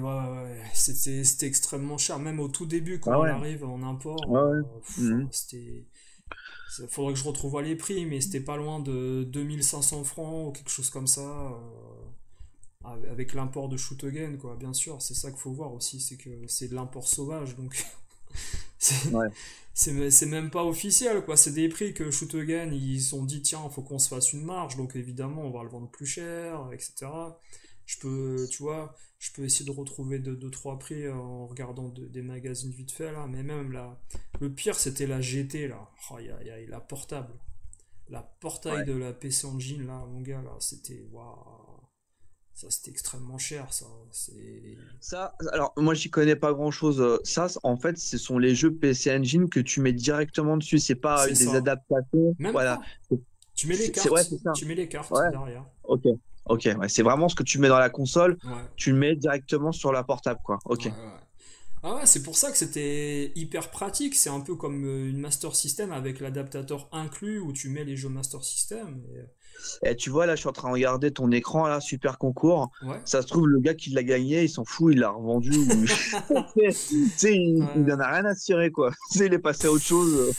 Bah, si c'est. Alors, franchement, si c'est un gamin, il a dû la péter, qui a gagné. Si c'est un adulte, ouais, il doit traîner dans le grenier de sa grand-mère ou je sais pas, de Et ses qui parents. nous consulte, hein, qui Voilà. participe au chat. Mais franchement, tu sais quoi? Je pense que tous les gens qui gagnaient des concours à l'époque, c'était des fils d'eux. Tu vois? C'était truqué, moi, je pense, les résultats à l'époque. Ils faisaient gagner les enfants d'eux ou les journalistes, ou tu vois, moi, je pense que c'était truqué, les machins comme ça. Parce que là, j'essaie de regarder comment il faut faire pour gagner la console, mais c'est quoi? C'est Alors, répondre à des questions, des trucs alors, je peux essayer de te trouver la page qu'il y avait juste avant dans le magazine. Alors, X-Ray, il dit si ça se trouve, elle a fini à la benne, la console, ouais. Ouais, c'est possible, hein. Et Ah bah, c'est possible, c'est carrément possible. Ouais. on l'a trouvé nulle part, de toute façon. Bah, ça, c'est vrai aussi, ça. Non, mais c'est vite réglé, hein, tu sais. Déjà, quand tu sais que on va dire, allez, plus de 50% des boîtes FAH ont fini à Ouais. la poubelle. Ouais, non, mais ça, déchirer dès l'ouverture, tu sais. Voilà, exactement. Les boîtes Game Boy, pareil. Les boîtes Game Gear, c'est pareil. Ah ouais, Voilà, quoi. c'est dramatique. Attends, regarde. Je vais te dire. Alors, récemment, tu vois, Vincent, j'ai pris également un jeu là sur Mega Drive, c'est Dinoland. Ah, c'est un jeu de flipper avec des dinosaures. Bah, c'est marrant. C'est marrant, c'est sympa. Le jeu, il s'est fait déglinguer dans les magazines à l'époque. J'ai vu les notes, 64%. Bah, c'est pas Devil Crush, hein, tout ça, mais bon. Personnellement, je trouve qu'il est pas si mauvais que ça. C'est ambiance kawaii, tu vois, avec un flipper, avec des Et puis, dinosaures. je tiens aussi à préciser qu'il faut pas toujours se fier aux notes Ouais, des ça c'est magazines clair. parce que parfois, tu as des surprises de ouf. Je crois que le premier test de Castlevania 4 en Super Famicom, il s'est fait. Déglingué? Enfin, Ah ouais? bah, un petit peu, quoi. Ouais. Par contre, je crois que c'est Final Fight. Le premier Final Fight sur Super Nintendo, là, il s'est fait déglinguer sur console plus, hein. Ouais, il y a aussi, Il s'est fait exploser. ouais, tu sais quel autre jeu aussi, attends, qui est vachement connu pourtant. Attends, je crois que c'est Street of Rage 3. Il s'est fait défoncer sur Mega Drive. Sur le Joypad. C'est sur le Joypad. Ouais, tu l'as en tête aussi, ouais. Ah, c'était. Ouais, ouais, parce que j'ai les tests. Alors, on m'avait donné le magazine d'époque, je l'avais. Après, je l'ai passé à quelqu'un qui me l'a jamais rendu. Merci Merde. au passage. Ah ouais. Ah, Donc, du fort. coup, j'ai dû, tu sais, prendre les tests de jeux qui m'intéressaient sur Abandonware magazine là. Ouais. Et c'est vrai qu'en retrouvant le test de Streets of Rage 3, ouais, il s'est fait défoncer. Par contre, il testait la version Jap. Et Ouais. en fait, il se plaignait de la facilité, en fait. Alors, Ah. ironie du sort, la version PAL est 10 fois plus dure. Donc, au final, j'ai envie de leur dire, les mecs, vous auriez dû attendre le test de la version PAL parce que là, la difficulté, vous mettez en mode hard, vous allez vous faire défoncer, les mecs. Ah ouais, c'est clair. Ouais. Ah ouais, laisse D'ailleurs, moi, tomber. je l'avais fini en mode hard sur la version PAL. J'ai souffert, hein. Ah ouais, c'est chaud, hein. Parce que Ouais. mon but, c'était de ne pas utiliser de continu, en fait. Ah oui, bah oui, Quoi qu'il arrive, c'est ça. il fallait que je le termine sans utiliser de continu et waouh, c'est chaud, hein. C'est chaud. Ah, c'est ça aussi le défi, quoi. Franchement, nous, quand on payait les jeux, j'essayais franchement de pas tricher parce que c'est comme si en fait je violais mon porte-monnaie en trichant avec mon jeu. Ouais. Je connaissais des gamins, moi, ils achetaient les guides stratégie direct en fait pour tricher avec leur jeu qui venait de payer 500 francs. Mais je vous dis, vous êtes des malades, les gars, vous avez payé 500 balles pour tricher, vous êtes des oufs. Profitez de votre jeu. Ouais, Tu te rends pas compte. ouais, Euh, ouais, ouais, ouais.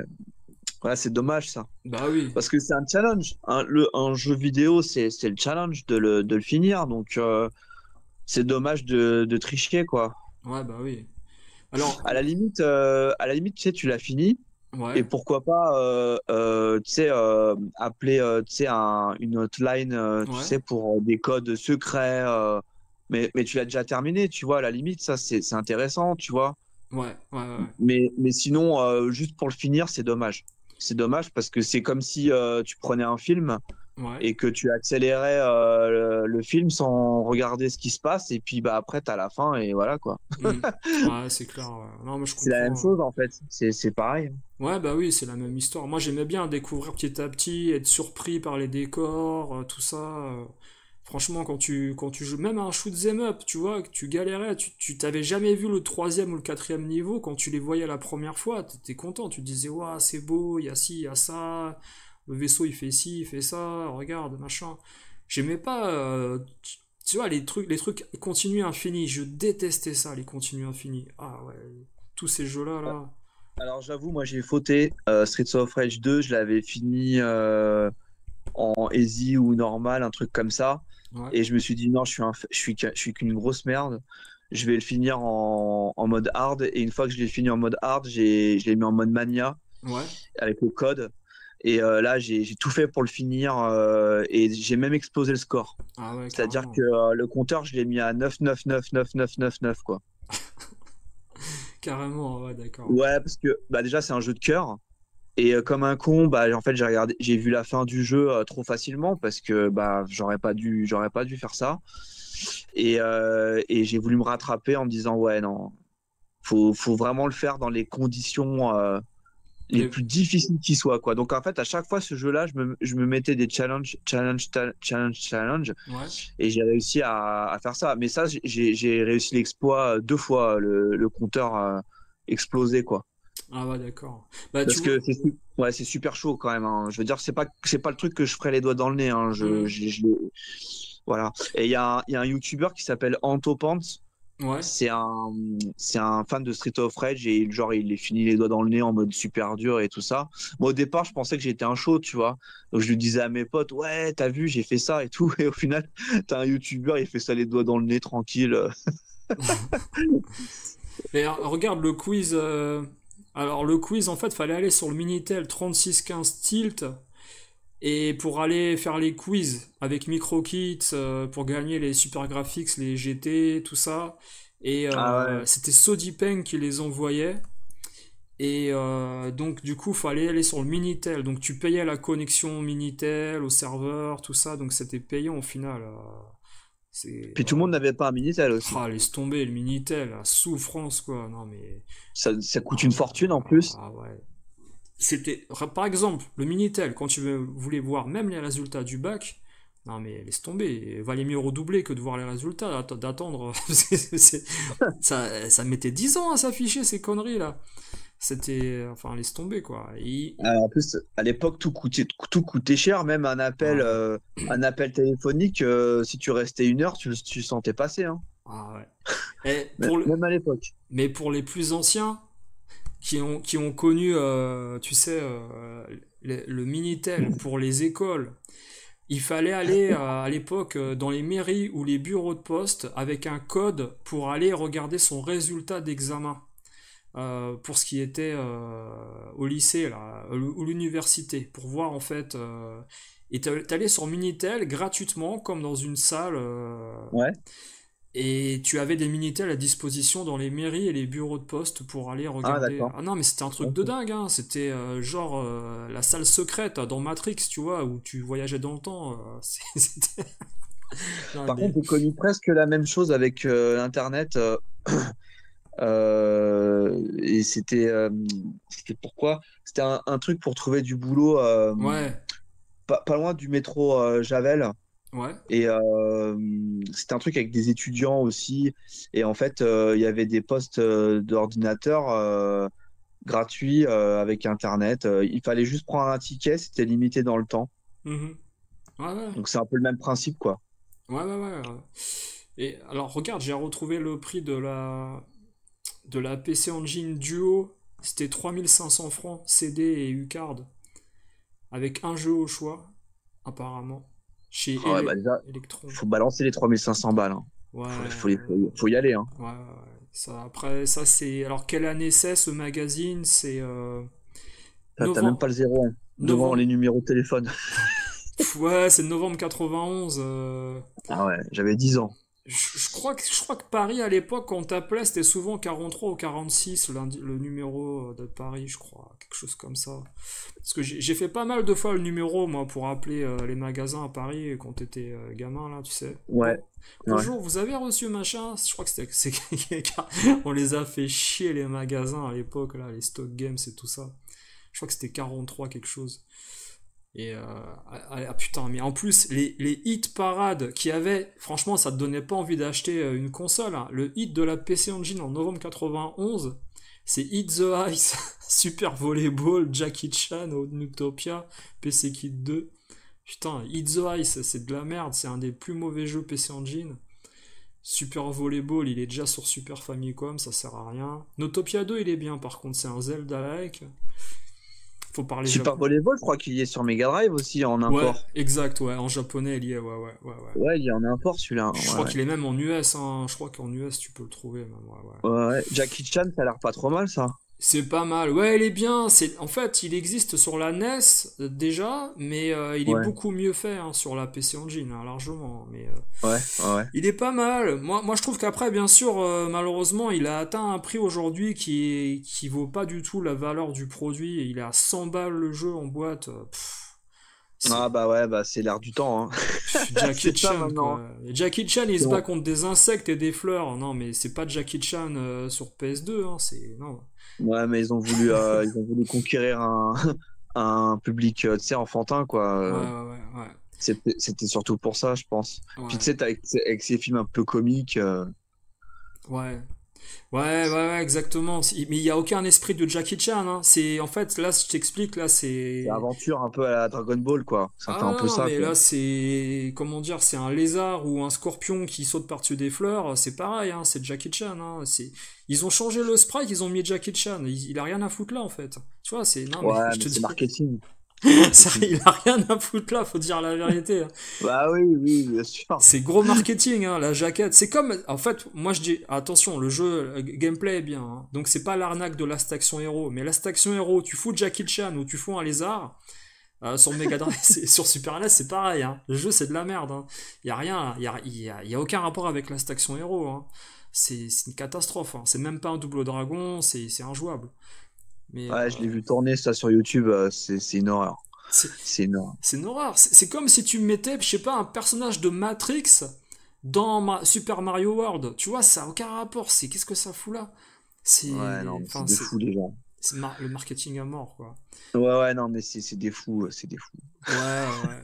Bah, tu vois, il y a Brasil Dom qui est dans le chat juste avant qu'on arrête l'émission, parce que c'est clair qu'il faut pas faire des émissions qui durent 24 heures, mais ça fait 2h30 quand même, tu vois.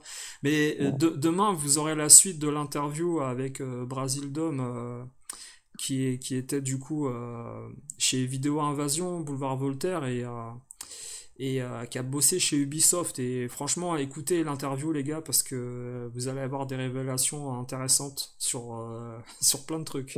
Sur le feutrage. Je sais même pas si on en parle du feutrage, je sais même pas. Ah, les collectionneurs s'étonnent que les jeux étaient feutrés en 93. Oh, mais comment ça se fait? C'est quoi cette histoire? C'est Games All, c'est à cause de Games All. Ben non, mais Games All n'existait pas en 93, il y avait déjà du feutrage. Réveillez-vous, les gars. Vincent, il en rigole de ça, mais lui, par contre, voilà, comme il vend des jeux, il dit non, mais faut pas déconner, Games All, il déconne, ouais. Ouais. Vincent, t'as oublié, chez Ultima Games, vous faisiez quoi? Attends. Tous les soirs, il reprenait les jeux avec des feutres de couleur pour refeutrer les boîtes Super Nintendo. Attends, c'est bon, on les connaît. Mais on faisait ça bien, hein, franchement, on faisait ça bien, ça se voyait pas. En plus, Vous étiez des artistes en herbe. Mais oui, mais Vincent il le sait, parce que le feutre à l'eau, en fait, ça ne marque pas. En plus, à un moment donné, ça disparaît, tu vois. Mm. C'est pas du marqueur, quoi. Enfin, voilà. Alors, Brasildom, tu dis, pour l'info, la PC Engine était distribuée par une filiale de ce qui allait devenir Ubisoft, Sodipeng, voilà. Société de distribution PC Engine. Ah oui, c'est l'abréviation, mais ça, tu sais, personne l'a expliqué, ça. Moi, je l'ai lu une fois, j'ai oublié, mais il y a personne qui explique ça, en fait, hein, le terme Sodipeng. C'est pas pour rien, hein, tu vois. Ah bah tu vois, j'aurais appris quelque chose. Ouais, bah voilà, et franchement, après 2h35 de live, t'as appris quelque chose, tu vois. Regarde. C'était un live d'utilité publique. Alors, Brasildom, tu dis, chez Vidéo Invasion, il n'y avait pas de feutrage. Et franchement, ça aurait pu être un slogan à l'entrée. Tu sais, les slogans, il y en a qui mettent les 50%, 20% sur tous les jeux. Toi, vous auriez pu mettre pas de feutrage chez nous. Hein, tu vois, avec un carton éclair, là, tu vois, comme ils aimaient bien faire dans les années 90 sur les vitrines. Là. Pas de feutrage certifié. Ah ouais, on devrait coller ça chez. Alors, franchement, si on peut parler 2 minutes des boutiques de Paris actuellement, toi, t'en penses quoi là? C'est vrai qu'on en a parlé vite fait quand on a fait la soirée, mais Quand tu dis actuellement, c'est maintenant, quoi. ouais, maintenant là, c'est-à-dire que ce qui se passe Ouais. actuellement, ce qu'on a vu sur les spéculations de jeux qui sont pas demandés. Là récemment, je vous l'avoue, j'étais un peu déçu avec Full Set là, par rapport à ce que je t'ai montré là, Full Set qui invente des prix sur des packs consoles et des jeux là, ça, Ouais, ouais, ouais. moi sincèrement, moi je vous le dis, hein, je suis pas prêt de retourner à Paris à acheter des jeux à République, hein, c'est, Bah, ce que j'en pense, moi, en fait, avant, je te parle de ça il y a même pas 5 ans, hein, ouais, avec mon pote que tu as vu, ouais, on y allait régulièrement ouais, parce qu'on se disait toujours, il y a peut-être une petite affaire quelque part. En plus, comme les vendeurs, ils me connaissent, tu vois, il suffit de ouais, parler un petit peu, on sait jamais, tu vois. ouais, ouais. Euh, Aujourd'hui, en 2024, je dois t'avouer que j'ai plus du tout le même regard parce que tout simplement, tout est hors de prix, c'est démesuré, Hmm. tout augmente. Et en fait, moi, j'y vais, si j'y vais, en fait, c'est plus comme un musée, Ouais, mais j'y vais pas dans un but d'achat. ouais, Après, pour moi, personnellement, le seul jeu à la limite qui pourrait m'intéresser là, comme ça, dans l'absolu, ce serait le Ninja Master sur AES, mais bon, c'est quand même plus de 3 000 euros. Et moi, personnellement, je préfère dépenser ça dans une belle guitare que bah oui, dans un ouais, jeu vidéo, quoi. ouais. Surtout que je peux y jouer sur émulateur chez moi. Hmm. Donc, on va dire que ça, c'est même hors de question. Mais après, pour ce qui est des jeux super Nintendo et Mega Drive pour mon pote, parce que je scrute quand même un petit peu, on sait jamais. Ouais. Non, je trouve ça un peu, ouais, c'est un peu abusé, quoi. Ouais, c'est... C'est un peu abusé. Moi, je comprends que les boutiques se fassent de la marge, c'est leur taf, tu vois. Ouais, ouais. Maintenant, là, on est arrivé à un point où Indécent. ça devient un peu abusé parce que même quand tu vois des jeux, tu sais, pas forcément des jeux de ouf, hein, mais tu sais, des jeux qui coûtaient pas cher il y a pas si longtemps que ça Hmm.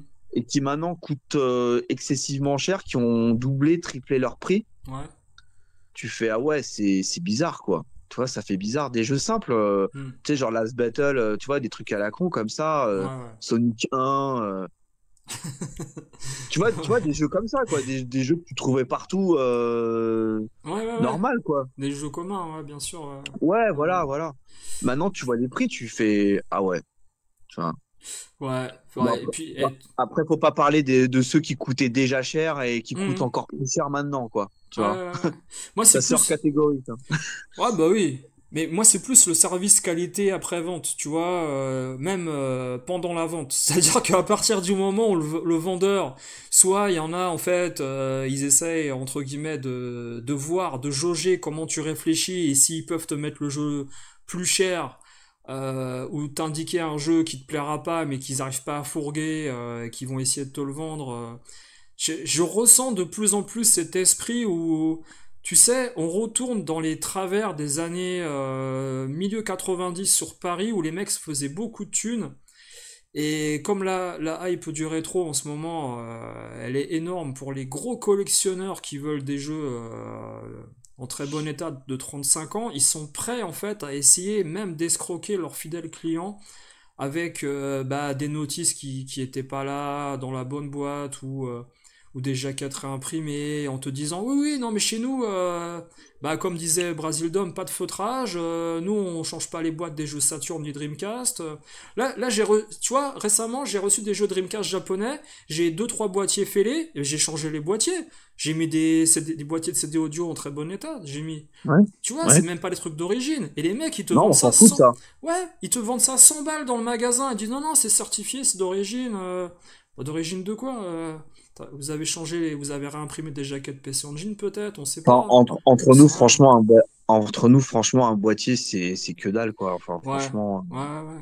Tu vois, bon, que tu veux la vraie notice et le vrai CD, ça, je peux le comprendre, tu vois. Mais Ouais, maintenant le boîtier, enfin, je veux dire, bon, faut arrêter, quoi, tu vois. Moi, si mes jeux AES, c'était pas les vrais boîtiers, mais que j'avais la vraie notice et le ouais, vrai jeu, je m'en fous. ouais, Franchement, je m'en fous, ouais, quoi. ouais, Je m'en tape. Mais vraiment, hein, le boîtier, pour moi, c'est ouais, ouais. tant que ça protège le jeu et que ça, tu vois, que c'est fonctionnel, Ouais. voilà. Non, mais t'as un bon esprit, mais malheureusement, comme disait Brasildom, faut pas confondre vendeur et voleur, mais t'en as certains qui vont modifier la valeur d'un produit suivant l'état d'origine, et ils vont te faire croire en effet que le jeu est d'origine certifié, je ne sais quoi. Et franchement, je vais pas citer le nom de la boutique, mais à chaque fois, je te promets que je parle avec un gars que je rencontre dans la boutique de Vincent ou avec d'autres potes, ils me parlent de cette boutique-là, je dirais pas le nom, mais il y a des mauvais retours de plus en plus sur cette boutique-là, qui est une des boutiques phares sur République. C'est hallucinant à quel point, en fait, il y a un changement de mentalité qui revient comme aux heures sombres de République des années 90.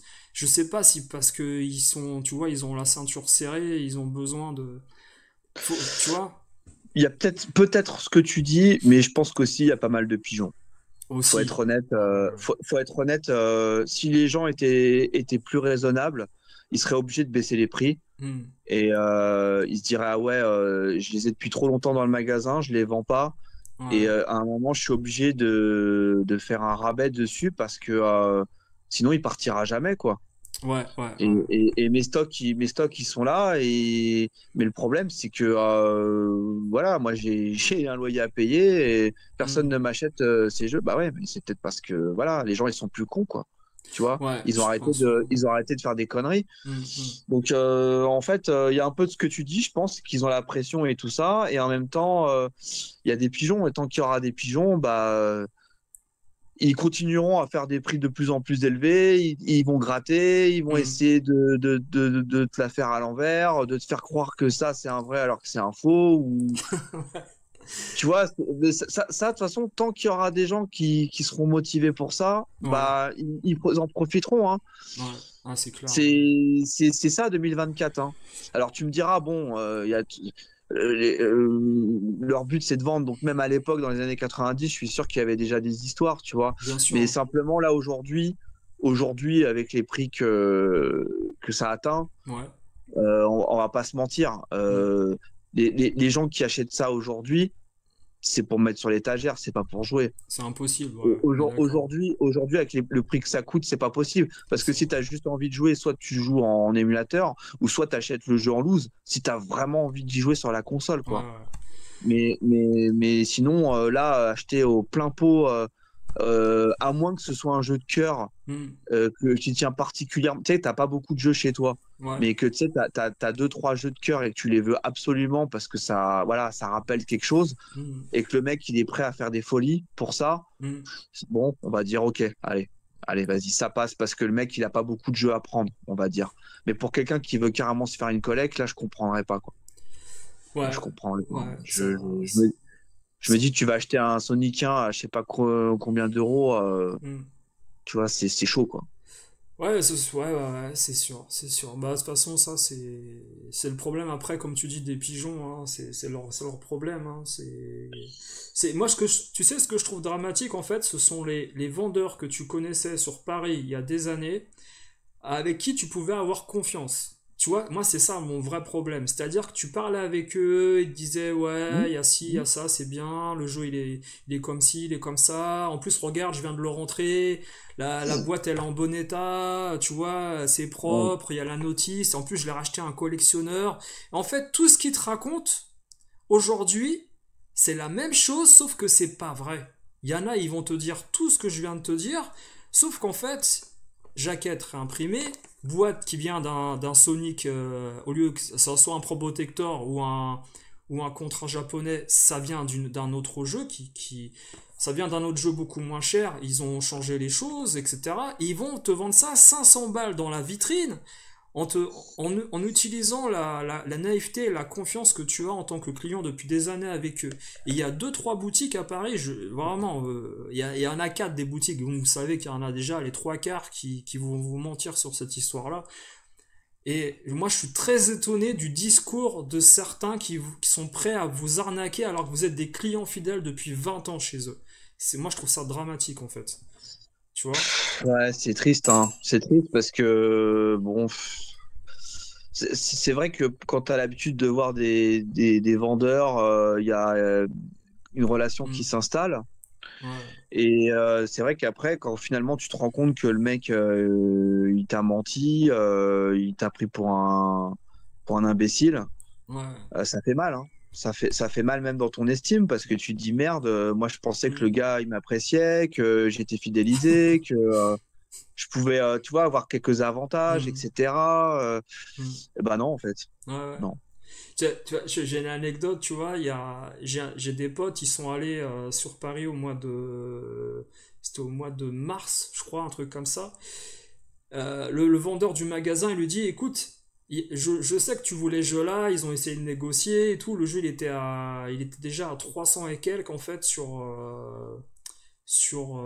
c'était quoi comme console? C'était la Jaguar. Il voulait faire un full set Jaguar, le gars, il lui manquait un jeu pour faire le full set Jaguar. Le vendeur du magasin, qui est très connu, il lui a dit, si tu passes la porte, le jeu, comme je vois qu'en fait c'est un des plus rares au niveau du full set pour les gens qui veulent terminer, tu passes la porte, le jeu je le mets à 300 euros plus cher. Je crois savoir de qui tu Ouais, parles, ouais, mais ça commence par un C et son nom de famille commence par un C. Voilà, ouais. j'en dirai pas plus. Et en fait, ce mec-là qui était apprenti Padawan à l'époque de Score Games et Stock Games Jussieu, chez une des personnes avec qui on a discuté, on a fait des vidéos, tout ça, qui était pourtant, je trouve que cette personne qui est vendeur aujourd'hui dans une grande boutique à Paris, Ah non, c'est pas lui. qui était Ah, je parlais pas de parce que lui. là je parle du vendeur, je parle pas du collectionneur en fait qui voulait Bah, acheter le ouais, jeu. ouais, non, Mais bah, non, le, non, mais le moi, je parlais pas de vendeur qui, lui. qui a dit au gars, tu passes la porte, je mets le jeu plus cher et tu verras, je le vendrai. Alors le jeu, il est toujours à vendre aujourd'hui, mais en effet, il est 300 balles plus cher. Et tu vois la mentalité en fait de ces personnes-là qui sont prêts à utiliser en fait la demande et la transformer en fait en manipulant comment dire l'offre et la demande et l'argus d'un produit. Et tu vois, moi c'est ça que j'ai pas aimé aussi avec le fameux pack GTA qu'ils ont mis en vente sur leur page où ils te Ah disent ouais. c'est non, c'est pas ça le prix. Et arrête de me parler d'offre. T'as pas d'offre pour ce jeu-là. Y a personne. Alors, tu aurais refusé une offre 10 minutes après avoir demandé le prix. Combien pourrait être ce pack-là? Enfin, bon, je vais pas trop parler de cette histoire-là, mais je retrouve en fait avec toutes les anecdotes que les gens me racontent sur les boutiques à Paris, la mentalité à travers justement des articles qu'on peut voir sur leur page Facebook. C'est hallucinant. Et tu peux être un client depuis 10 ans ou 20 ans chez eux, comme en face. Là, ils vont essayer de manipuler l'argus d'un produit. Alors que, bon après, voilà, c'est pas une émission sur ça, mais moi je suis extrêmement déçu de la mentalité de certains. Ouais, mais de toute C'est, façon, tu sais, dis-toi qu'on est obligé d'en parler forcément à un ouais, moment donné parce que, tu sais, déjà, c'est pour avertir. Bon, je pense que ceux qui nous écoutent le savent déjà, mais après, ouais, on sait jamais. Il suffit qu'il y ait quelqu'un de novice qui suit ta chaîne et qui sait pas tout ça, et hmm, ben au moins, ça lui rendra service, quoi. Il ouais. sera plus conscient de ce qui se passe, quoi. Bah, On sait jamais. ouais, bien sûr. Après, vous verrez que si vous allez discuter et que vous avez un pouvoir d'achat, vous allez discuter avec certaines boutiques sur Paris. Vous verrez que leur discours, il a totalement changé depuis un petit moment et je trouve qu'ils sont pas sincères avec les clients, pour pas dire autre chose, et que il y a un grand manque de d'honnêteté dans leur démarche avec les produits qui rentrent actuellement. J'ai Contrairement à d'autres boutiques qui sont en province ou ailleurs. Et on voulait faire cette émission, cette semaine, je voulais faire une émission sur la rétro geek, parce que j'ai une personne qui était à la rétro geek du côté de Reims. Peut-être qu'on en parlera prochainement. Mais j'ai des infos aussi sur la rétro geek et des exposants qui se sont livrés en fait sur l'expérience qu'ils ont en tant que vendeurs. C'est vachement intéressant. Donc peut-être qu'on en parlera un de ces quatre, ouais, voilà quoi. Mais enfin Mhm. voilà. Bah, tu veux rajouter quelque chose, je sais pas, par rapport aux Euh, consoles, aux consoles Day One non, dont moi on je a sais pas. parlé. Moi je suis, tu sais, moi je suis pas le bon exemple par rapport à d'autres. Moi, à part la Ouais, Game Boy que j'ai eu peu de temps après sa sortie, ouais, non, ouais. non, j'ai rien d'autre à rajouter. Ouais, ouais, ouais. D'accord. Bah, alors donc voilà, dans le chat vous disiez le respect du client c'est la base si tu veux les revoir dans ton magasin. Bah la preuve, il y en a qui m'ont vu au mois de mai, au mois de juin à Paris. Bah les gars, eh bah écoutez, non, je resterai en fait du côté de la boutique où je vais souvent et par internet. Si jamais j'achète des trucs, je sais même pas. Sincèrement, je vous dis, j'ai tourné une vidéo où je parle du fait que j'arrêtais d'acheter des jeux parce que je cherche plus rien. Mais bon, si j'ai un jeu ou deux jeux à chercher sur Dreamcast en japonais, je vais pas aller à Paris discuter avec des gens qui vont te vendre un produit enfin, ça me fatigue, j'ai pas le temps. J'ai pas le temps. Moi, un truc que je vous dis, les gars, si jamais vous venez de province, de Marseille, de Nantes, de Rennes ou je sais pas quoi, République, ça sert à rien d'y aller. Ça sert plus à rien d'aller à République. Je veux dire, il y a rien. Vous avez Internet avec des sites, vous avez des boutiques en banlieue parisienne ou également en province qui sont peut-être de meilleure qualité et plus honnêtes, je sais pas, mais il y a plus aucune affaire à faire à Paris, c'est fini. Enfin, même toi, Matt, tu le sais, il y a plus d'affaires à République, c'est terminé. Je vois Ouais, ouais, pas. ouais.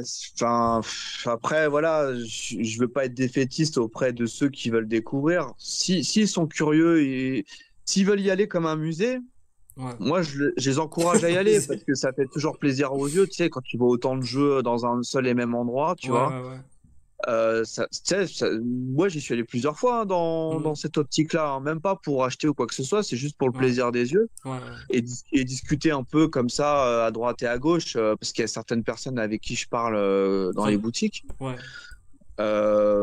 Et tu sais, parfois c'est sympa juste faire ça, tu vois. bien sûr, ouais. C'est pour l'ambiance, quoi. Ouais, Maintenant, après, voilà, je pense que t'as dit, on va dire, le principal et surtout ce qui s'y cache, quoi. ouais, Mm. voilà.